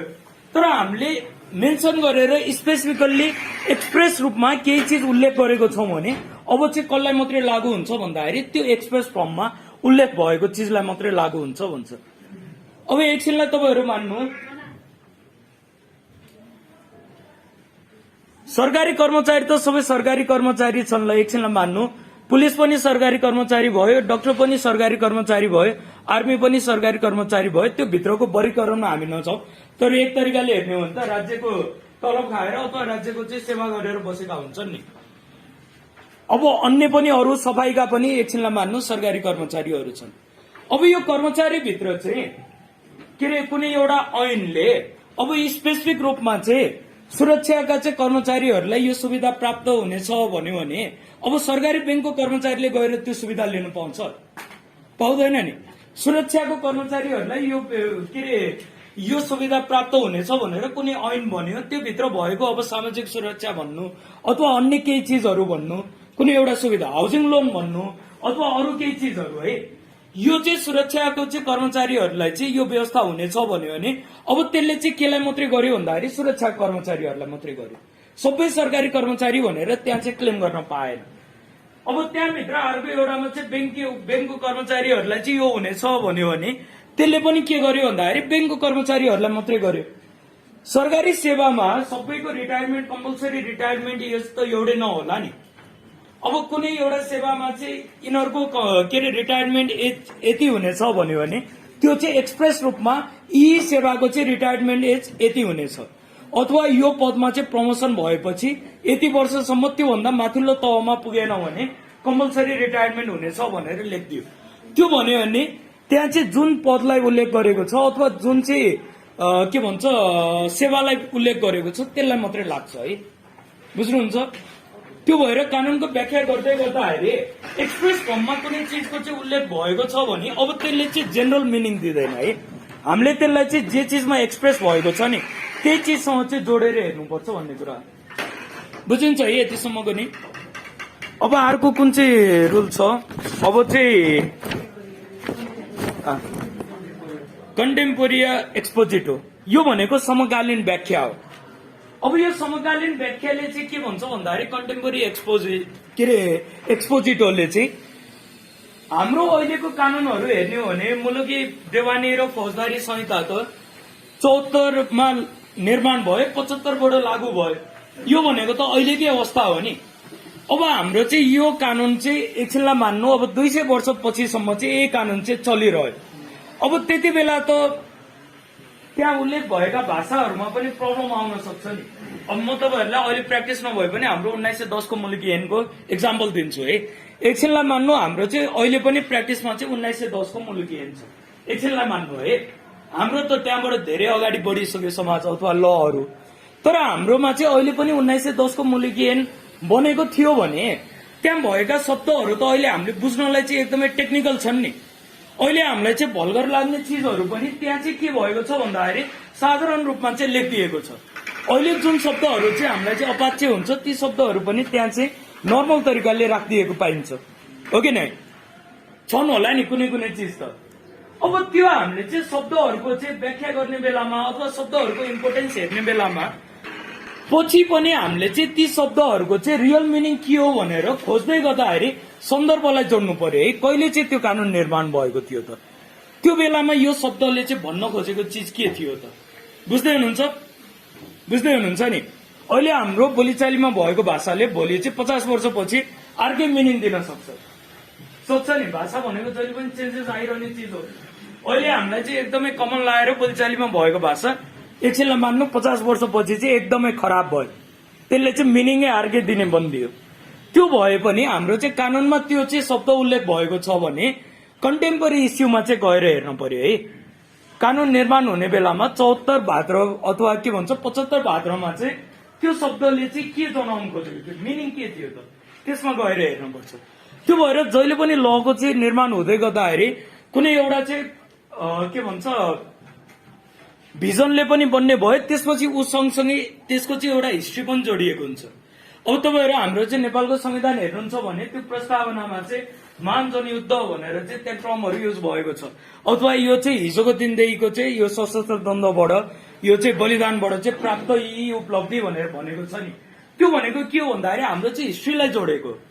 त्यो भएर जहिले पनि हाम्रो चाहिँ लहरूले अथवा कन्स्टिट्युसनले यसरी चाहिँ एउटा यो संविधान अथवा कानून चाहिँ निर्माण हुँदाखेरिको अब्जेक्टिभ के थियो, कसरी चाहिँ यो अवस्थासम्म आयो, ती चिजहरूको बारेमा चाहिँ उल्लेख गरेको हुन्छ। यसलाई चाहिँ हामी कन्टेम्पोरेरी भन्छौँ है अहिलेको अवस्थामा। भोलिको दिनमा यी चिजहरूको व्याख्या आवश्यक भएको बेलामा आजको दिनमा फर्किएर आजको दिनमा यिनीहरूको मिनिङ के थियो त्यसलाई चाहिँ चेक गर्नुपर्छ भन्ने बुझ्नुहुन्छ यतिसम्म? कन्स्ट्रक्सनको यही भएर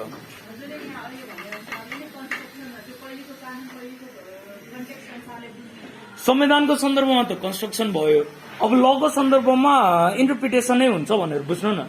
इन्टरप्रेट गर्दै गर्दाखेरि पनि तत्कालीन अवस्थामा यसले चाहिँ भन्न खोजेको चिज के थियो त्यो चेक गरिन्छ, जति नै वर्ष पुरानो भए पनि। अहिले युज भएको भाषाले चाहिँ अर्कै मिनिङ दिने भयो भोलिको दिनमा भने पनि हामीले चाहिँ इन्टेन्ट खोज्ने बेलामा आजको दिनको मिनिङलाई चाहिँ चेक गरिन्छ है। त्यो अब अर्को अन्तिम यो सेकेन्डरी रुल भित्रको भनेको construction of courts in bona fide भन्छ।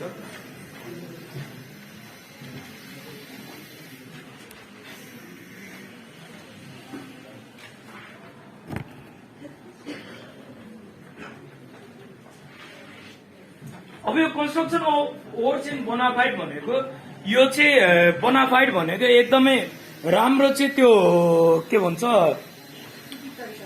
राम्रो मनसाय अथवा राम्रो चाहिँ सोच हो। बोनाफाइड भनेको राम्रो असल हो, असल नियत हो। त्यो भएर हामीले चाहिँ कानूनमा जहिले पनि यी विधायिकाहरूले कानून निर्माण गर्ने बेलामा त दूषित मनसाय राखेर कुनै शब्द त त्यहाँ कानूनमा छिराइदिएका हुँदैनन्। त्यो भएर कुनै ल भित्र भएको कुनै वर्ड्सले नेगेटिभ तरिकाको मिनिङ दिन खोज्छ अथवा ऐनले परिकल्पना गरेको भन्दा चाहिँ बाहिरको चिज दिन खोज्छ अथवा त्यसलाई चाहिँ बङ्गाएर ऐनको नै अब्जेक्टिभको चाहिँ विरुद्धमा लान सकिन्छ भने त्यस्तो अवस्थामा चाहिँ हामीले त्यसलाई चाहिँ बङ्ग्याउन पाउँदैनौँ। हामीले के गर्नु पर्यो भन्दाखेरि बोनाफाइड रूपमा चाहिँ हेर्न पर्यो। किनकि यी चाहिँ विधायिकाहरूले कानून निर्माण गर्ने बेलामा भोलिको दिनमा यस्तो यस्तो गरोस् होइन, यसलाई चाहिँ खेलाएर नराम्रो चाहिँ यसले रिजल्ट निकालोस् भन्ने तरिकाले त त्यो शब्द छिराएको छैन। त्यो भएर एउटै शब्दले दुईटा अर्थ दिन सक्ने अवस्था भयो। एउटाले उचित अर्थ दिने भयो अथवा न्यायपूर्ण अर्थ दिने भयो। त्यो ऐनले चाहिँ के भन्छ बोकेको उद्देश्य पूरा गर्ने तरिकाले चाहिँ व्याख्या गर्न सहयोग गर्ने भयो। अब त्यही शब्दले चाहिँ फेरि अर्को तरिकाले व्याख्या गरिदिने भयो हो भने ऐनले चाहिँ बोकेको मकसद भन्दा उद्देश्य भन्दा चाहिँ बाहिर जाने अवस्था हुन खोज्यो भने हामीले चाहिँ अर्को गलत तरिकाले गर्न खोज्यो भने त्यसलाई ब्याड फेथ भन्ने भयो। त्यो भएर जहिले पनि ती शब्दहरूको चाहिँ व्याख्या गर्ने बेलामा बोनाफाइड रूपमा गर्न पर्यो, सही रूपमा गर्न पर्यो, असल मनसायले गर्न पर्यो भन्ने बुझ्नुहुन्छ। त्यो भएर कानूनका चिजहरूलाई चाहिँ एकदमै त्यो खेलाएर यो चाहिँ बटारेर होइन ऐनले सोचेको भन्दा चाहिँ बाहिर जाने तरिकाले इन्टरप्रिटेसन खोज्ने तरिकाले चाहिँ जान भएन। यसले भन्न खोजेको यो हो, बुझ्नुहुन्छ यतिसम्मको। अब यो चाहिँ रुल्स अफ इन्टरप्रिटेसनमा जेनरल र सेकेन्डरी रुल्स अफ इन्टरप्रिटेसन। अब यसमै हामीले चाहिँ अर्को एउटा रुल पनि हेर्छौँ, त्यसलाई चाहिँ हामी बेनिफिसियल रुल भन्छौँ है। बेनिफिसियल रुललाई चाहिँ सुविधाको सिद्धान्त भन्छ। अब यो अगाडि भएको चाहिँ हामीले जुन पढ्यौं तीनटा लिटरल, गोल्डेन र मिस्टेक, यो चाहिँ जेनरल रुल भित्र चाहिँ पर्ने चिजहरू भए। त्यसपछि हामीले सेकेन्डरी रुल हेर्यौं। अब यो बेनिफिसियल रुल भनेको चाहिँ यो चाहिँ स्पेशल लजहरूमा चाहिँ आकर्षित हुने रुल हो। त्यो भएर यसलाई हामीले चाहिँ जेनरल भित्र राखिरहेको छैनौं, छुट्टै नै राखिरहेको छौं है। अब तपाईहरुलाई थाहा छ कस्तो कानूनलाई चाहिँ हामी सामान्य कानून भन्छौं, कस्तोलाई विशेष प्रकृतिको कानून भन्छौं, थाहा छ? सामान्य कानून भने कस्तो, विशेष कानून कस्तो हो? हाम्रो मुलुकी देवान र फौजदारी संहिता भनेको सामान्य कानून हो, थाहा छ यतिसम्मको। अब हाम्रो चाहिँ यो के भन्छ श्रम सम्बन्धी ऐन छ नि अथवा श्रम ऐन छ नि, त्यो भनेको स्पेशल ल हो, बुझ्नुहुन्छ है यतिसम्मको। कुनै एउटा सब्जेक्टलाई मात्रै चाहिँ एड्रेस गरेर प्रपर्टी ल भनेर छुट्टै कानून बनेको छ भने त्यो स्पेशल ल भयो। जस्तो पहिलाको दिनमा चाहिँ हिजोको दिनमा हाम्रो करार ऐन 2056 थियो, त्यो भनेको स्पेशल ल थियो। तर मुलुकी देवानी संहिताले अब त्यो करार ऐन 2056 लाई चाहिँ खारेज गरिदियो। अहिले चाहिँ करार सम्बन्धी व्यवस्था भनेको मुलुकी देवानी संहिता भित्र नै उल्लेख गरिएको छ एउटा भागमा। त्यो भएर जेनरल ल भनेको कुनै एउटा सब्जेक्ट म्याटरसँग मात्रै रिलेटेड नभइकन के हुन्छ भन्दाखेरि यसले चाहिँ धेरै थरीको हेरेको हुन्छ। त्यो भएर जेनरल ल, बुझ्दै हुनुहुन्छ? धेरै थरीको चाहिँ एउटै कानून भित्र चाहिँ रहेर हेरिएको भएर जेनरल ल भयो। स्पेशल भनेको सीमित प्रकृतिको मात्रै हेर्ने भयो। अब यो बेनिफिसियल रुल भनेको चाहिँ स्पेशल लमा चाहिँ आकर्षित हुने इन्टरप्रिटेसनको प्रिन्सिपल हो। यसले के भन्छ भन्दाखेरि कानूनको व्याख्या गर्दै गर्दाखेरि अब कुनै एउटा प्रोभिजनको चाहिँ दुईटा मिनिङ आउन सक्ने भयो अथवा दुई तरिकाले व्याख्या गर्न सकिने भयो भने तिमी चाहिँ त्यो ऐन के को लागि बनेको थियो त्यसलाई चेक गर। अब त्यसले जस्तो एकछिनलाई मान्नु श्रम सम्बन्धी ऐन भनेको कसको लागि निर्माण भएको? मजदुरको लागि हो, श्रमिकको लागि हो। ट्रेड युनियन सम्बन्धी ऐन जुन छ त्यो कसको लागि बनेको भन्दाखेरि ट्रेड युनियनको लागि बनेको। अब यो श्रम ऐनमा चाहिँ श्रमिकलाई कुनै मर्का परेर चाहिँ अब ऊ अदालतमा गएको छ व्याख्या खोजेर। अब यस्तो अवस्थामा चाहिँ के भन्छ यो उद्योगपतिलाई पनि हुने तरिकाले एउटा व्याख्या हुने भयो, श्रमिकलाई हुने तरिकाले अर्को व्याख्या हुने भयो भने हामीले चाहिँ बेनिफिसियल रुलले के भन्छ भन्दाखेरि श्रमिकलाई चाहिँ हित हुने तरिकाले व्याख्या गर। ट्रेड युनियन सम्बन्धी ऐन भनेको ट्रेड युनियन अब फ्याक्ट्रीहरूमा बनाउनको लागि अथवा वर्किङ प्लेसमा ट्रेड युनियन चाहिँ निर्माण गर्नको लागि दिएको अधिकार सहितको चाहिँ ऐन हो। अब यो ट्रेड युनियन सम्बन्धी ऐनमा चाहिँ कुनै विवाद भएर अदालतमा मुद्दा गयो।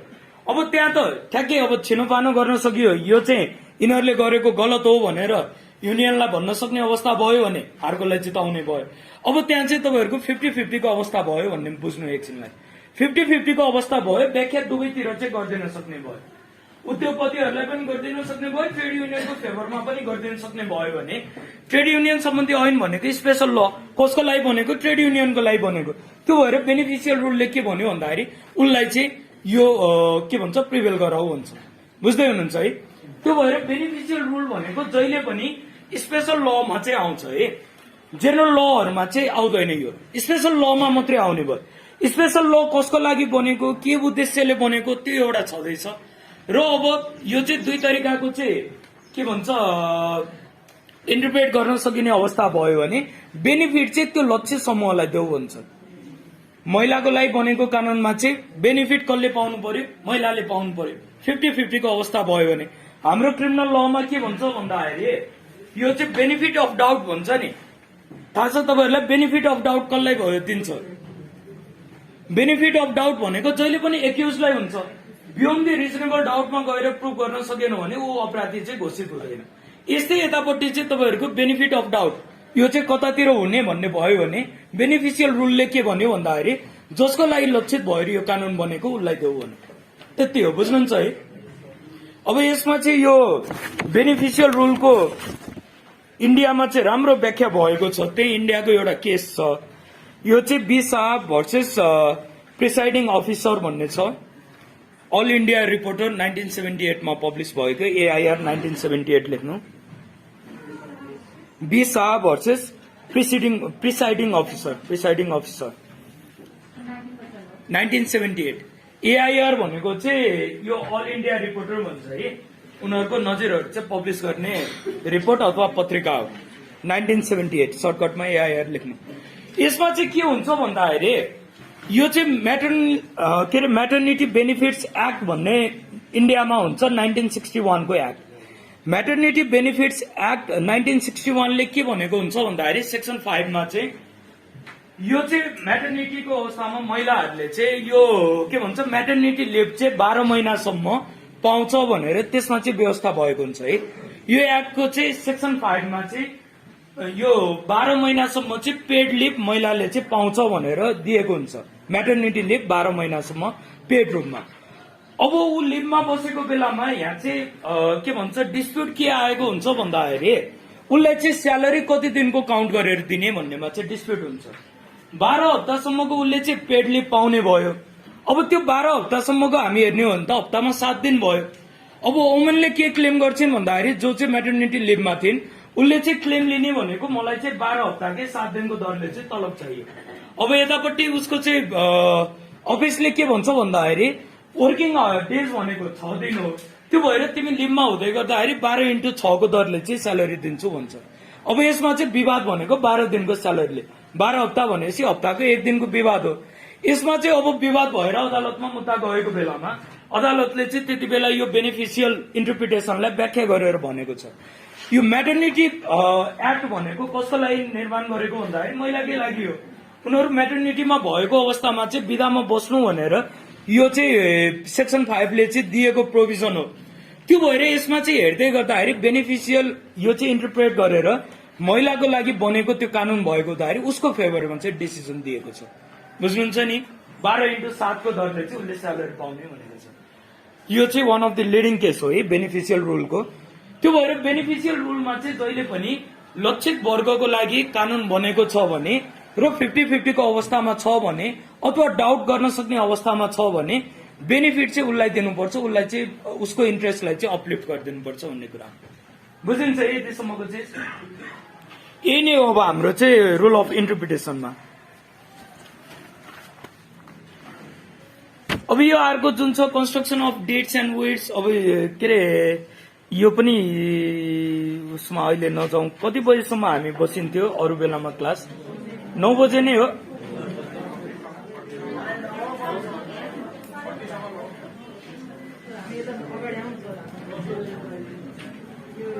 हिजो अस्ति कति बेलासम्म बस्नु भएको थियो? 9:30।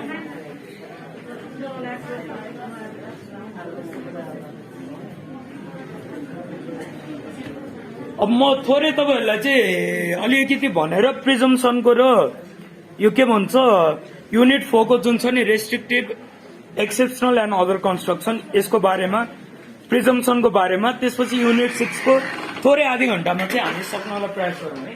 त्यति भयो भने हाम्रो कोर्स पनि सिद्धियो। अरू चिज भनेको त्यो धेरै इम्पोर्टेन्ट छैन, गाह्रो पनि छैन है। अब यो युनिट 4 को तपाईँहरू हेर्नु त सिलेबस छ भने अब यो चाहिँ अहिले हामीले हेरेको भनेको इन्टरप्रिटेसनको थियो, अब चाहिँ कन्स्ट्रक्सनको है। मैले तपाईँहरूलाई सुरुवातमा पनि भनिसकेँ नि, इन्टरप्रिटेसन र कन्स्ट्रक्सनमा चाहिँ थोरै मात्रै डिफरेन्स छ। हुने चिज एउटै हो, हामीले हेर्ने सम्पूर्ण चिज एउटै हो, तर थोरै मात्रै चाहिँ डिफरेन्स हो इन्टरप्रिटेसन र कन्स्ट्रक्सनमा। अब यो जुन युनिट 4 मा छ restrictive, exceptional and other construction हेर्नु है। पहिलोमा रेस्ट्रिक्टिभ कन्स्ट्रक्सन। डिड्स विल भनेको हामीले चाहिँ लिखत गरेर केही चिज दिनको लागि विल। डिड्स भनेको पनि लिखत हो।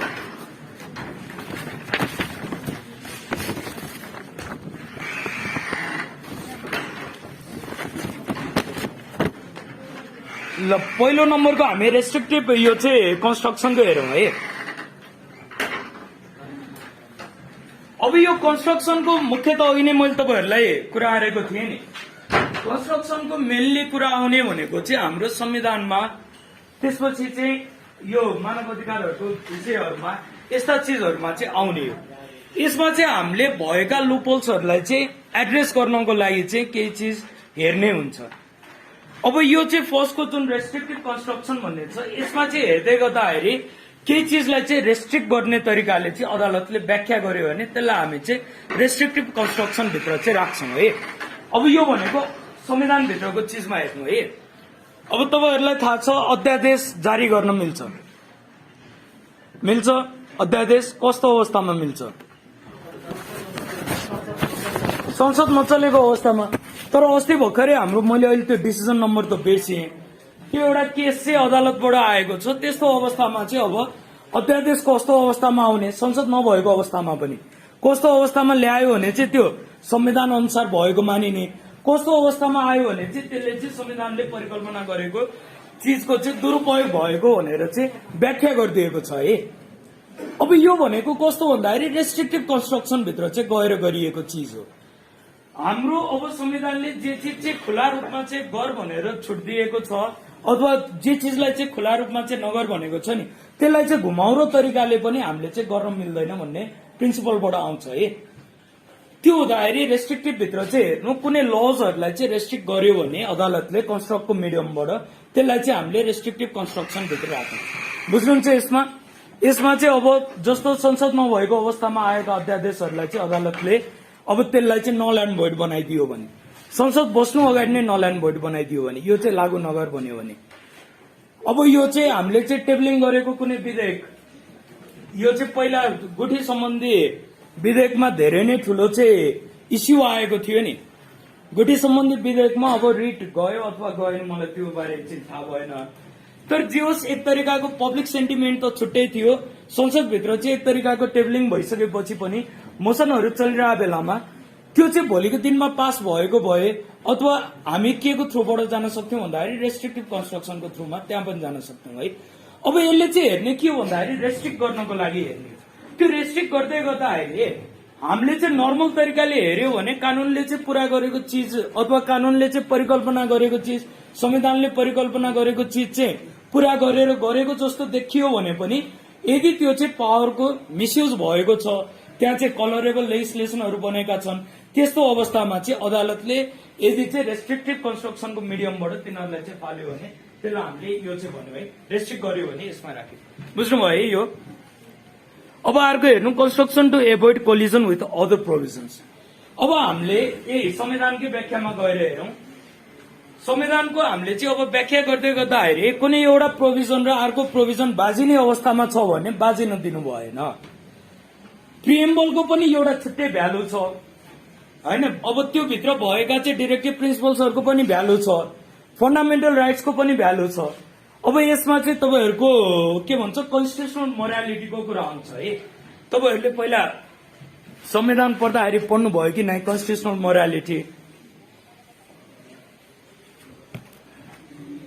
म तपाईँहरूलाई एउटा एक्जाम्पलबाट मात्रै बुझाइदिन्छु कस्तो अवस्थामा यो आउन सक्छ भनेर। हाम्रै नेपालको उदाहरणबाट, हाम्रो अब संविधानको यो प्रस्तावनामा प्रिएम्बलमा हेर्ने हो भने हामी समाजवाद उन्मुख भनेर लेखेको छौँ तपाईहरु सबैलाई थाहा छ नि। अब हाम्रो चाहिँ फेरि मौलिक हकमा आएर हेर्ने हो भने त्यहाँ चाहिँ अर्को एउटा अधिकार दिएको छ, राइट टु प्रपर्टी भनेर। सम्पत्ति सम्बन्धी हक फेरि केमा राखिएको छ? मौलिक हकमा राखिएको छ।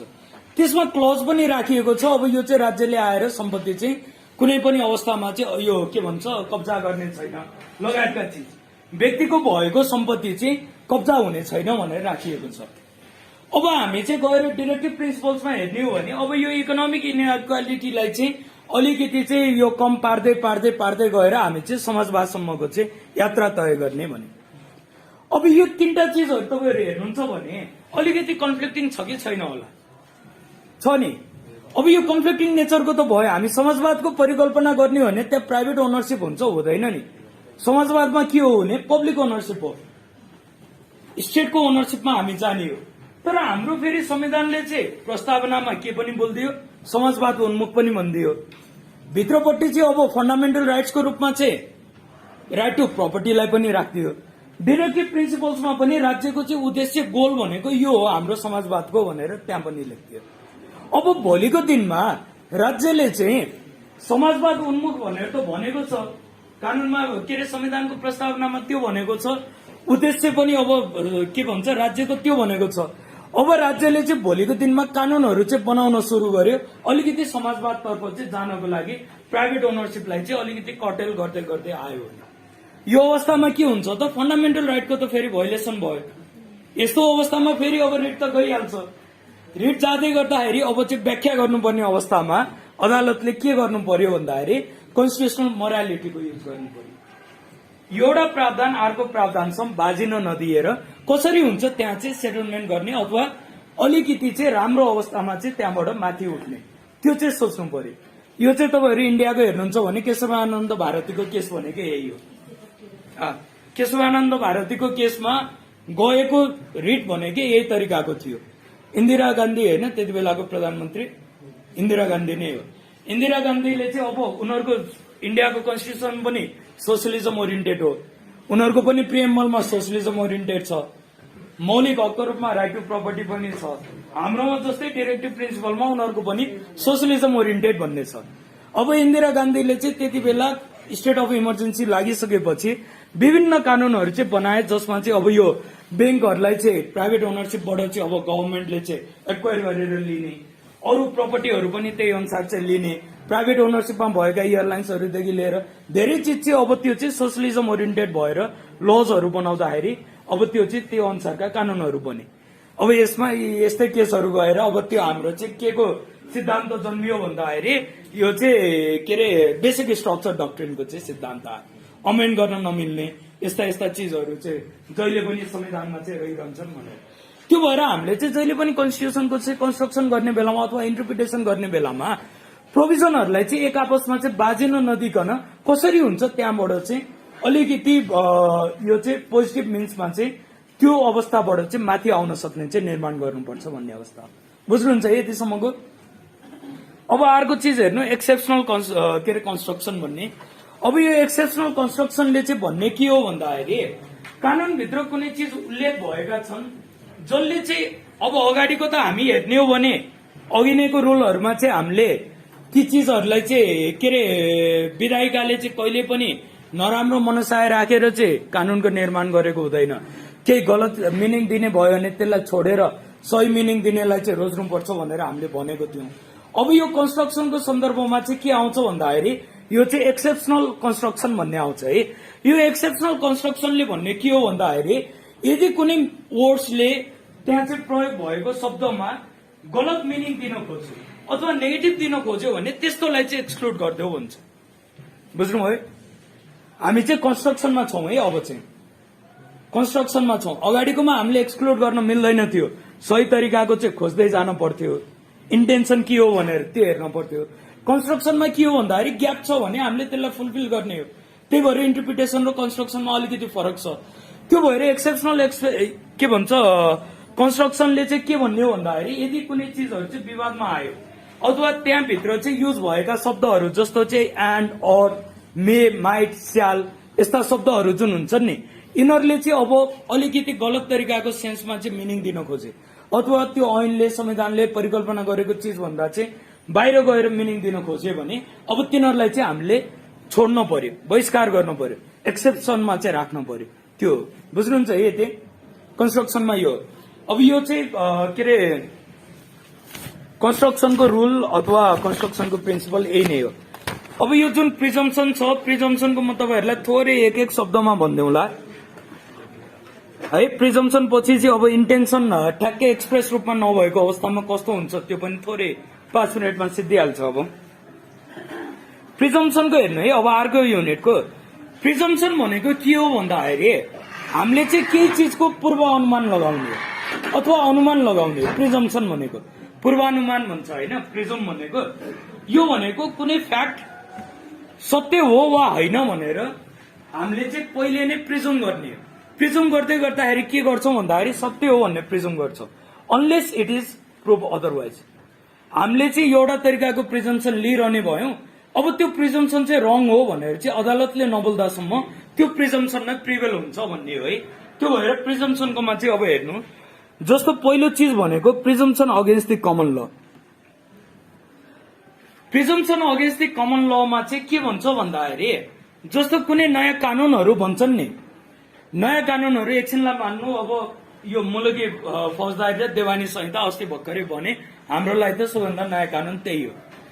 अब यो मुलुकी देवानी र फौजदारी संहिताले कुनै एक्टलाई चाहिँ एक्सप्रेसली हामीले चाहिँ यसलाई खारेज गरेको भनेको छैन। केहीलाई त उनीहरूले खारेज गरेका छन्, धेरैलाई नै खारेज गरेका छन्। तर बाँकीको सन्दर्भमा हामीले चाहिँ यी कानूनहरूलाई खारेज गरेको भनेर उल्लेख भएको छैन अथवा यी कानूनहरूलाई चाहिँ हामीले एमेन्डमेन्ट गरेको भनेर उल्लेख भएको छैन भने हामीले चाहिँ अब कस्तो चाहिँ प्रिजम गर्न पर्यो भन्दाखेरि अहिलेको प्रिभलिङ अरू लजहरूसँग चाहिँ यो हार्मोनियसली चाहिँ आएको ल हो भनेर प्रिजम गर्न पर्यो र यिनीहरूको चाहिँ व्याख्या गर्ने बेलामा हार्मोनियस तरिकाले गर्नु पर्यो, दुईटैलाई हुने तरिकाले। अहिलेको हाम्रो प्रिभलिङ ललाई पनि हुने गरी र नयाँ आएको कानूनलाई पनि हुने गरी। त्यो भएर प्रिजम्पसन अगेन्स्ट द कमन लले के भन्यो भन्दाखेरि यदि कुनै ल चाहिँ स्पेसिफिक रूपमा चाहिँ यो ऐनलाई खारेज गर्ने अथवा यो ऐनलाई संशोधन गर्ने भनेर चाहिँ आएको छैन भने हामीले लिने प्रिजम्पसन के हो भन्दाखेरि यो ऐन भनेको अहिले चलिरहेका कानूनहरूसँग चाहिँ यो के भन्छ सौहार्द रूपमा चाहिँ सँगै काम गर्नको लागि अथवा सँगसँगै चाहिँ इम्प्लिमेन्ट हुने तरिकाले चाहिँ बनेर आएको कानून हो भनेर बुझ्नु पर्यो, त्यही अनुसारको व्याख्या गर्नु पर्यो। बुझिन्छ है। अब जस्तो करार ऐनलाई चाहिँ खारेज गर्यो भने त्यो चाहिँ खारेज भएर गयो, हामीले त्यसमा प्रिजम गर्न मिलेन, त्यहाँ त एक्सप्रेसली नै छ। तर यो चाहिँ हाम्रो श्रम सम्बन्धी ऐनलाई चाहिँ खारेज गर्यो त गरेन, स्पेशल ल हो, त्यहाँ पनि कन्ट्र्याक्ट त केही न केही आधारमा त हुन्छ। त्यो भएर हाम्रो चाहिँ प्रिभलिङ ललाई होइन खारेज कुनै चाहिँ गर्ने भनेर लेखेको छैन भने हामीले प्रिजम्पसन अगेन्स्ट द कमन लको चाहिँ प्रिजुम गर्छौं है। यो भयो। अब अर्को हेर्नु, प्रिजम्पसन अफ कन्स्टिट्युसनालिटी अफ स्ट्याट्युट भन्छ। स्ट्याट्युट भनेको चाहिँ विधायिकाले बनाएको कानून हो है। त्यही भएर हामीले चाहिँ ती कानूनहरूलाई स्ट्याट्युटरी ल पनि भन्छौं। अब यो स्ट्याट्युट भनेको चाहिँ ऐन भनेर बुझ्नु है, विधायिकाले बनाएको कानून ऐन। अब यसमा हामीले के प्रिजुम गर्ने भयो भन्दाखेरि यो चाहिँ संसदबाट निर्माण भएर आएको ऐन भनेको संविधान सम्मत छ भनेर हामीले प्रिजुम गर्छौं अनलेस अदरवाइज। अब कोही मान्छे गएर चाहिँ रिटे हालेर यो कानून चाहिँ हाम्रो संविधानसँग चाहिँ बाजिएको छ भनेर त्यसलाई चाहिँ खारेज गरायो भने त्यो खारेज हुने भयो। नत्र चाहिँ हामीले के सोच्छौं भन्दाखेरि अब यो चाहिँ हामीले के भन्छ जनप्रतिनिधिहरूलाई चुनेर पठाउँदै गर्दाखेरि त कानून निर्माण गर्ने अधिकार दिएर पठाएको, संविधानले पनि उनीहरूलाई कानून निर्माण गर्ने अधिकार दिएर राखेको छ। लेजिस्लेसन भनेको त्यही कारणले हो। तर हाम्रो संविधानको आर्टिकल 1 को 1 ले के भन्छ भन्दाखेरि संविधानसँग बाजिने कानूनहरू चाहिँ बाजिएको हदसम्म अमान्य र बदर हुनेछ भनेर भन्छ। अब यो चाहिँ बनेका कानूनहरू चाहिँ संविधान सम्मत छ भनेर हामीले प्रिजुम गर्छौं कति बेलासम्म, जबसम्म अदालतले चाहिँ यसलाई खारेज गर्दैन यो चाहिँ बाजिएको छ भनेर। बुझ्नुभयो? बुझ्दै हुनुहुन्छ नि? अब अर्को हेरौं है, प्रिजम्पसन अगेन्स्ट रेट्रोस्पेक्टिभ लेजिस्लेसन। रेट्रोस्पेक्टिभ लेजिस्लेसन भनेको तपाईहरुलाई थाहा छ, प्रोस्पेक्टिभ इफेक्ट र रेट्रोस्पेक्टिभ इफेक्ट, पासादर्शी र भविष्यदर्शी भन्छ। कानूनको चाहिँ प्रभाव, कानूनको प्रभाव कस्तो हुन्छ तपाईहरुलाई थाहा छ। कानून भनेको जहिले पनि कस्तो हुन्छ, भविष्यदर्शी हुन्छ। 75 भाद्र 1 मा चाहिँ मुलुकी ऐन लागू भइसकेपछि उसले हेर्ने भनेको त 75 भाद्र 1 भन्दा पछाडिका त्यो भनेको भदौ 1 भदौ 2 लगायतका चिजहरूलाई हो नि, त्यसको चाहिँ फ्युचरलाई हो नि, पास्टमा त गएर हेर्दैन नि। किनकि जहिले पनि लको भनेको पर्सपेक्टिभ नेचरको चाहिँ इफेक्ट हुन्छ। त्यो भएर हामीले चाहिँ प्रिजम्सन के गर्छौं भन्दाखेरि यो ल चाहिँ रेट्रोस्पेक्टिभ इफेक्टको छैन भनेर प्रिजुम गर्छौं, अनलेस अदरवाइज चाहिँ फेरि यसमा पनि प्रिजम्सन भन्ने बित्तिकै अनलेस अदरवाइज सम्झिनु है। यदि चाहिँ ऐनमा क्लियर रूपमा चाहिँ यो चिजले चाहिँ हिजोको यो चिजलाई पनि लागू हुनेछ भनेर लेखियो भने त त्यसमा रेट्रोएक्टिभ हुने भयो, रेट्रोस्पेक्टिभ इफेक्ट हुने भयो। नत्र चाहिँ के हुन्छ भन्दाखेरि अहिले बनेका कानूनहरूको चाहिँ रेट्रोस्पेक्टिभ इफेक्ट छैन भनेर हामी प्रिजुम गरिन्छ।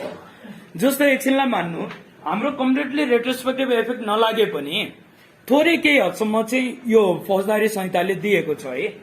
हिजोको दिनमा चाहिँ फैसला भइसकेका चिजहरूमा जस्तो मुलुकी ऐन अनुसार त सर्वस्व सहित जन्म कैद हुन्थ्यो नि, तर हाम्रो फौजदारी यो चाहिँ संहिता आइसकेपछि अब सर्वस्वको प्रोभिजनलाई त खारेज गरिदियो। हाम्रो फौजदारी संहितामा अहिले सर्वस्व सहित जन्म कैद छैन। अब चाहिँ विचाराधीन मुद्दाहरू पनि अदालतमा कुनै छन् भने फैसला गर्ने बेलामा चाहिँ अहिलेको ऐनले भन्दा चाहिँ चर्को तरिकाले चाहिँ फैसला हुने छैन अथवा सजाय हुने छैन भनेर लेखिएको छ। त्यो भनेको पनि के हो भन्दाखेरि थोरै रेट्रोस्पेक्टिभ इफेक्ट देखाएको हो नि, बुझ्नुभयो। नत्र चाहिँ हाम्रो सोच के हो भन्दाखेरि कानूनको चाहिँ रेट्रोस्पेक्टिभ इफेक्ट हुँदैन, प्रिजम्सन के हो, बुझ्नुभयो। अनलेस अदरवाइज चाहिँ जहिले पनि प्रिजम्सनमा चाहिँ। अब अर्को भनेको प्रिजम्सन रिगार्डिङ जुरिस्डिक्सन। अब कुनै पनि हामीलाई चाहिँ समस्या भयो, कुनै पनि कानूनी हक अधिकारहरू चाहिँ हनन भयो भने हामी चाहिँ कहाँ जानुपर्ने हुन्छ त? अदालत जानुपर्ने हुन्छ। अब अदालत जाँदै गर्दाखेरि तपाईहरूले पहिला पनि प्रोसिडियर लमा पढिसक्नु भएको छ होला, कोर्ट अफ फर्स्ट इन्स्ट्यान्सको रूपमा चाहिँ हामीले केलाई लिन्छौं? पहिलो अदालतको रूपमा चाहिँ के हो? जिल्ला अदालत हो। कोर्ट अफ फर्स्ट इन्स्ट्यान्स अथवा पहिलो तहको अदालत भनेको जिल्ला अदालत हो।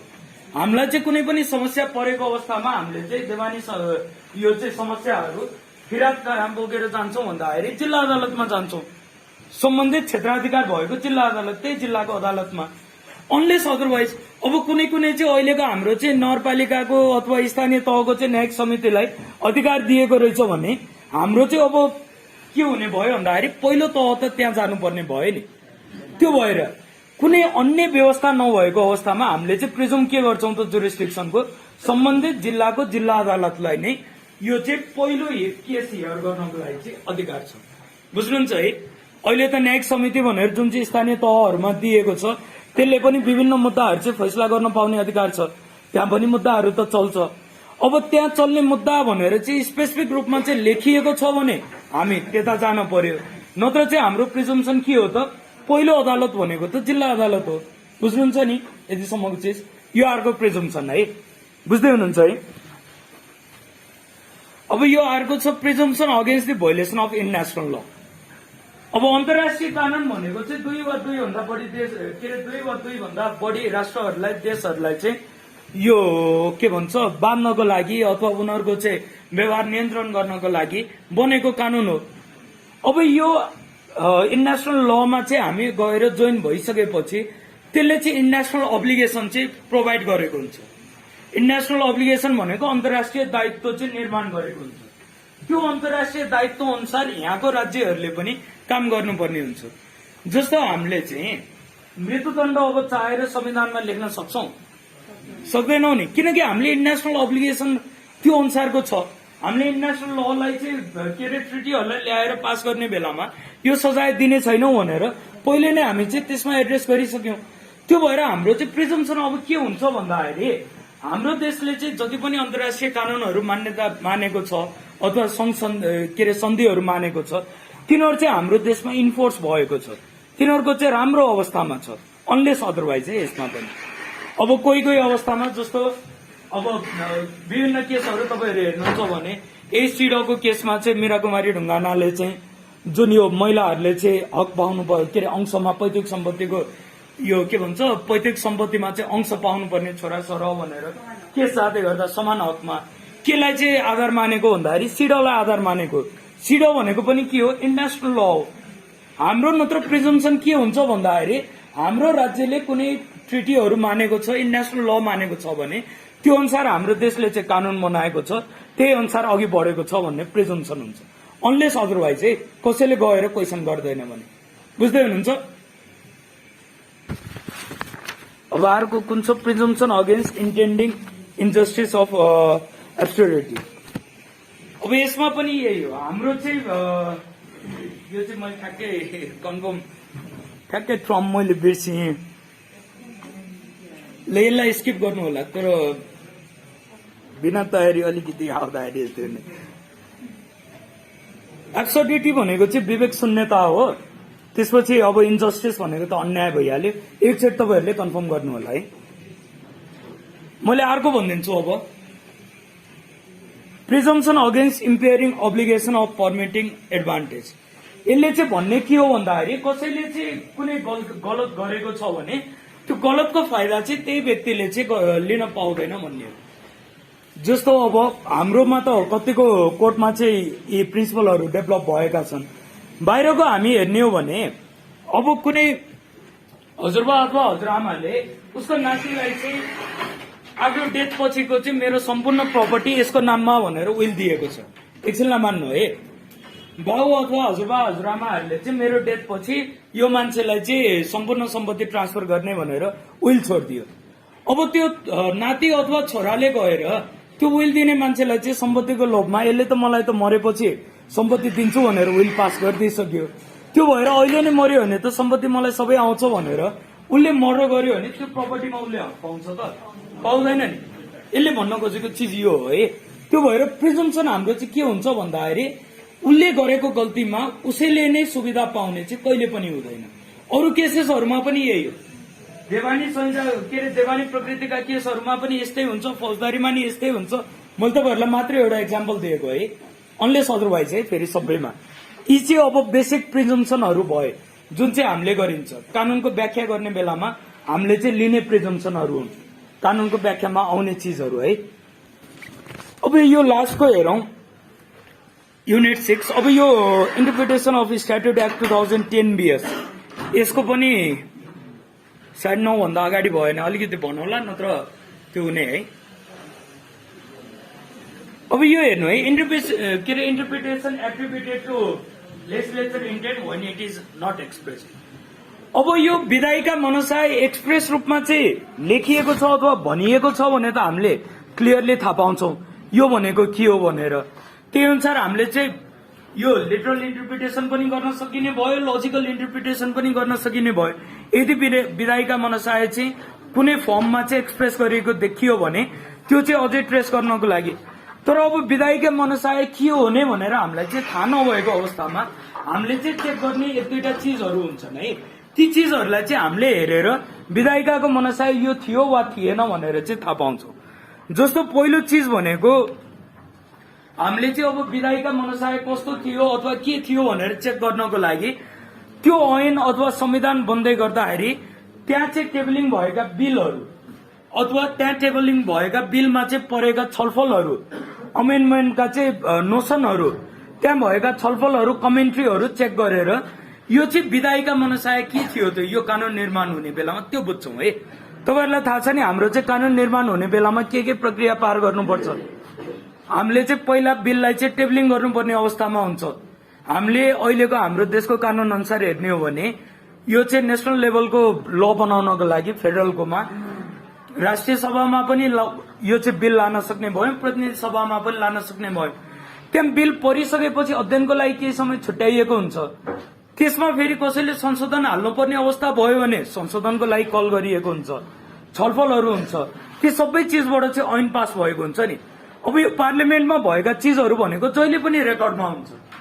त्यो पार्लियामेन्टमा कुनै सांसदले अलिकति नराम्रो केही बोल्यो अथवा आपत्तिजनक केही चिज बोल्यो भने चाहिँ त्यो संसदको चाहिँ रेकर्डबाट चाहिँ त्यसलाई हटाउनको लागि निवेदन गरिन्छ र हटाउँछ पनि सभामुखले। तपाईहरुलाई थाहा छ होला यतिसम्मको। नभए चाहिँ ती चिजहरू के हुन्छ भन्दाखेरि रेकर्डमा बसिरह्यो र पछि चाहिँ कुनै दिनमा हामीलाई चाहिँ यो लेजिस्लेटिभ इन्टेन्ट के थियो त भनेर चेक गर्ने बेलामा ठ्याक्कै एक्सप्रेस फर्ममा नआएको बेलामा यी चिजलाई हेर्न सकिने भयो। बुझ्नुहुन्छ? त्यो भएर त्यति बेला ल बन्ने बेलामा कस्ता छलफल भएका थिए, अमेन्डमेन्टको नोसन आएको थियो कि नै, त्यो नोसनलाई चाहिँ कतिले सपोर्ट गरेका थिए, कतिले खारेज गरेका थिए लगायतका चिजहरू हेरिने भयो है। कतिले पास भएको थियो त्यो चिज। अब अर्को भनेको यो चाहिँ हामीले के अरे कम्प्लायन्सको पोसिबिलिटी र इम्पोसिबिलिटी हेर्छौं। कुनै पनि चीज अब कानून त बनेर आएको छ, त्यसले के दिएको हुन्छ भन्दाखेरि ड्युटी त कुनै न कुनै एस्पेक्टमा त दिएको हुन्छ नि। त्यो ड्युटी भनेको व्यक्तिको लागि पनि हुन सक्छ, राज्यको लागि पनि हुन सक्छ, हैन? राज्यले पनि कहिलेकाहीँ व्यक्तिको अधिकारलाई चाहिँ पूरा गर्नको लागि दायित्व बोकेको हुन सक्छ। कहिलेकाहीँ एउटा व्यक्तिको अधिकारको लागि अर्को व्यक्तिसँग पनि त्यो चाहिँ करेस्पोन्डिङ ड्युटी हुन सक्छ। अब हामीले लेजिस्लेटिभ इन्टेन्ट चेक गर्दै गर्दाखेरि केलाई पनि चेक गर्छौं भन्दाखेरि अब चाहिँ यो ड्युटीलाई पनि गएर चेक गर्छौं। अब त्यो चाहिँ पूरा गर्न सक्ने अवस्थाको छ कि नै त? यो चाहिँ कम्प्लायन्स भित्रको चीज छ कि इम्पोसिबिलिटी अफ कम्प्लायन्स छ त? अब यो पूरा गर्ने नसकिने चीज छ भने लेजिस्लेटरले त्यो सोचेर बनाएको कानून होला अथवा विधायिका मनसाय यो थियो भनेर हामीले परिकल्पना गर्न सक्छौं त?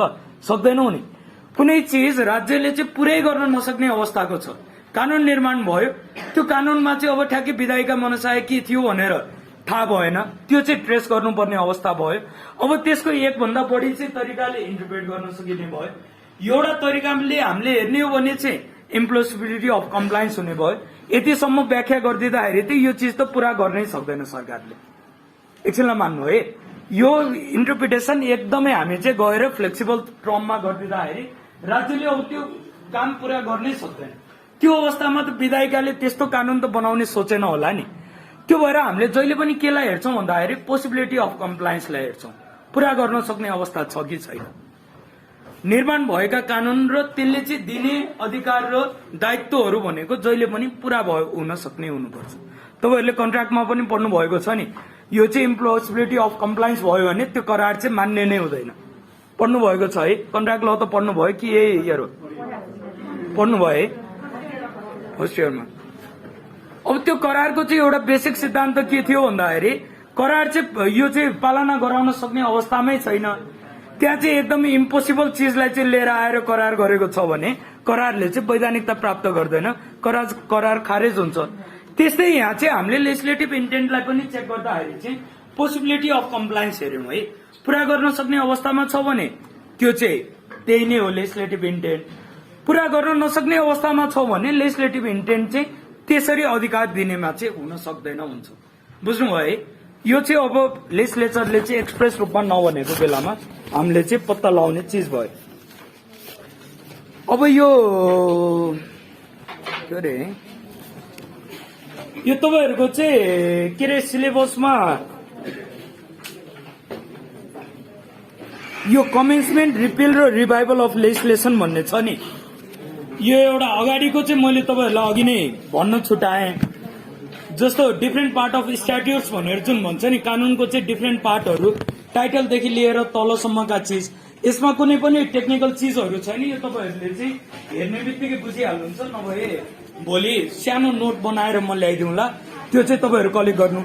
थोरै एउटा चाहिँ बुझ्नुपर्ने तपाईहरुले चिज 2 मिनेट है, 2 मिनेट मात्रै बुझ्नुपर्ने चिज। यो चाहिँ कमेन्समेन्ट, रिपिल र रिभाइभल अफ लेजिस्लेसन भन्छ है। ऐनको चाहिँ सुरुवात, ऐनको प्रारम्भ, ऐनको खारेजी के अरे खारेजी र ऐनको चाहिँ पुनर्जीवन अथवा पुनर्जागरण भन्छ नि। यो म तपाईहरुलाई थोरै भनिदिन्छु है। यो चाहिँ हाम्रो कमेन्समेन्ट, रिपिल र यो रिभाइभलको बारेमा चाहिँ नेपालको कानून व्याख्या सम्बन्धी 2010 ले चाहिँ कुरा गरेको छ। यो आज तपाईहरुले चाहिँ घरमा पोसिबल हुन्छ भने थोरै सानो छ, त्यो एकचोटि चेक गर्नु है। अब यो कुनै पनि ऐनको चाहिँ कमेन्समेन्टको सन्दर्भमा यो चाहिँ हाम्रो कानून व्याख्या सम्बन्धी ऐनले के भन्छ भन्दाखेरि ऐन चाहिँ लागू हुने मिति भनेको अहिलेको सन्दर्भमा गणतन्त्र आएपछि चाहिँ राष्ट्रपतिले प्रमाणितकरण गरेको मितिबाट चाहिँ ऐन लागू हुन्छ भन्छ। बुझ्दै हुनुहुन्छ? कमेन्समेन्ट अफ यो चाहिँ एक्ट कहिले हुँदो रहेछ भन्दाखेरि राष्ट्रपतिले प्रमाणीकरण गरेको मितिदेखि चाहिँ ऐन लागू भएको मानिन्छ।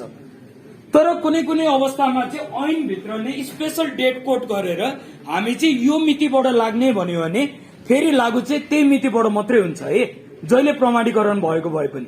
जस्तो उदाहरणको लागि हेर्नुहुन्छ भने फौजदारी संहिता र देवानी संहिता भनेको अगाडि नै प्रमाणीकरण भए पनि त्यहाँ के लेखिएको थियो भन्दाखेरि 75 भाद्र 1 बाट लागू हुने भन्यो। त्यो भएर ती एक्टको कमिटमेन्ट कहिले हो भन्दाखेरि 75 भाद्र 1 हो। बुझ्नुभयो? नर्मल अवस्थामा चाहिँ राष्ट्रपतिले प्रमाणीकरण गरेको मितिबाट ऐन लागू हुने बुझिन्छ। ऐनमा नै विशेष व्यवस्था गरेको छ भने त्यो मितिबाट भयो। अब अर्को भनेको रिपिल अफ लेजिस्लेसन है। रिपिल भनेको खारेजी। कुनै पनि ऐनले स्पेसिफिक रूपमा चाहिँ त्यहाँ एउटा कोलुमै बनाएर खारेजी भनेर चाहिँ खारेज गरिदिएको छ अथवा यी ऐनहरू खारेज भनेर चाहिँ भनेको छ भने त्यस्ता ऐनहरू चाहिँ अब खारेज भए, नल एन्ड भोइडमै गए। यो पनि हाम्रो चाहिँ कानून व्याख्या सम्बन्धी ऐनले बोलेको छ। तर अब चलिरहेका मुद्दाहरूको सन्दर्भमा र नयाँ आएका कानूनको सन्दर्भमा अब चाहिँ विवाद आउने अवस्थामा क्रिमिनल ल हो भने चाहिँ अहिले पछि बनेको कानून भन्दा चाहिँ चर्को हुने तरिकाले सजाय गरिँदैन। पहिलाकोलाई चाहिँ सिभिल केसेसहरूमा चाहिँ पहिलाकै अनुसार चाहिँ हेरिन्छ, प्रोसिड्युर चेन्ज भए पनि। बुझ्नुहुन्छ है? यो पनि रिपिल अफ लेजिस्लेसनमा क्रिमिनल लमा चाहिँ यो पछि बनेको कानूनले चाहिँ त्यसलाई कम मात्राको सजाय तोकेको छ भने कम मात्राकै गरिदिन्छ, एक्जिस्टिङ लको अनुसार गरिदिन्छ, चर्को पार्न दिँदैन पहिलाको अहिलेको भन्दा। अब यो अन्तिमको रिभाइभल हेर्नु है। हाम्रो चाहिँ एउटा म्याथमेटिक्समा हुन्छ नि माइनस माइनस भनेको प्लस, लमा चाहिँ त्यो हुँदैन है। कुनै एउटा ऐनलाई खारेज गर्यो, अर्को ऐन आयो, त्यो ऐनलाई पनि खारेज अर्को ऐनले गर्यो भने अगाडिको सुरुवाती ऐन चाहिँ रिभाइभल हुँदैन। यो चाहिँ हाम्रो कानून व्याख्या सम्बन्धी ऐनले पनि भनेको छ है। त्यो भएर एकछिनलाई मान्नु अहिले चाहिँ करार ऐन हिजो हाम्रो 2056 थियो, करार ऐनलाई चाहिँ अब यो के भन्छ देवानी संहिताले खारेज गरिदियो। अब भोलिको दिनमा देवानी संहिता पनि खारेज भएर गयो भने स्वत रूपमा करार ऐन 2056 चाहिँ प्र्याक्टिसमा आउँदैन, रिभाइभ हुँदैन। बुझ्नुभयो नि? उनलाई खारेज गर्ने एक्ट नै खारेज भयो भने पनि पहिला खारेज भइसकेको ऐन चाहिँ पुनर्जीवित हुँदैन। म्याथमा चाहिँ हामी हेर्ने हो भने माइनस माइनस प्लस भयो जस्तो लमा भएन है। अब यो रिभाइभल गर्नको लागि चाहिँ राजपत्रमा नै पब्लिस गरेर यो चिजले चाहिँ फेरि चाहिँ बन्यो भनेर अथवा राष्ट्रपतिबाट चाहिँ प्रमाणित गरेर कस्तो प्रक्रियाबाट चाहिँ नयाँ कानून आएको थियो नि त्यसलाई खारेज गर्ने, सोही प्रक्रियामा चाहिँ गएर कि सम्पूर्ण चिज भयो भने मात्रै रिभाइभल हुने भयो, नत्र चाहिँ लको उसलाई चाहिँ खारेज गर्ने ऐन खारेज भयो भन्दैमा खारेज चाहिँ हुँदैन है। बुझ्नुहुन्छ यतिसम्म? यो चाहिँ हाम्रो कानून व्याख्या सम्बन्धी ऐनमा चाहिँ लेखिएको चिज छ, त्यो चेक गर्नु होला। इन्टरनेसनल प्र्याक्टिसमा पहिला बेलायतमा चाहिँ खारेज गर्ने कानून फेरि खारेज भयो भने अगाडिको स्वत मान्यता पाउने भन्ने थियो, तर पछि त्यहाँ पनि चेन्ज भयो। अहिले चाहिँ सबैतिर यही नै हो। पहिला बेलायतले चाहिँ सुरुवाती दिनमा यो प्र्याक्टिस गर्थे। हस्, थ्याङ्क यू।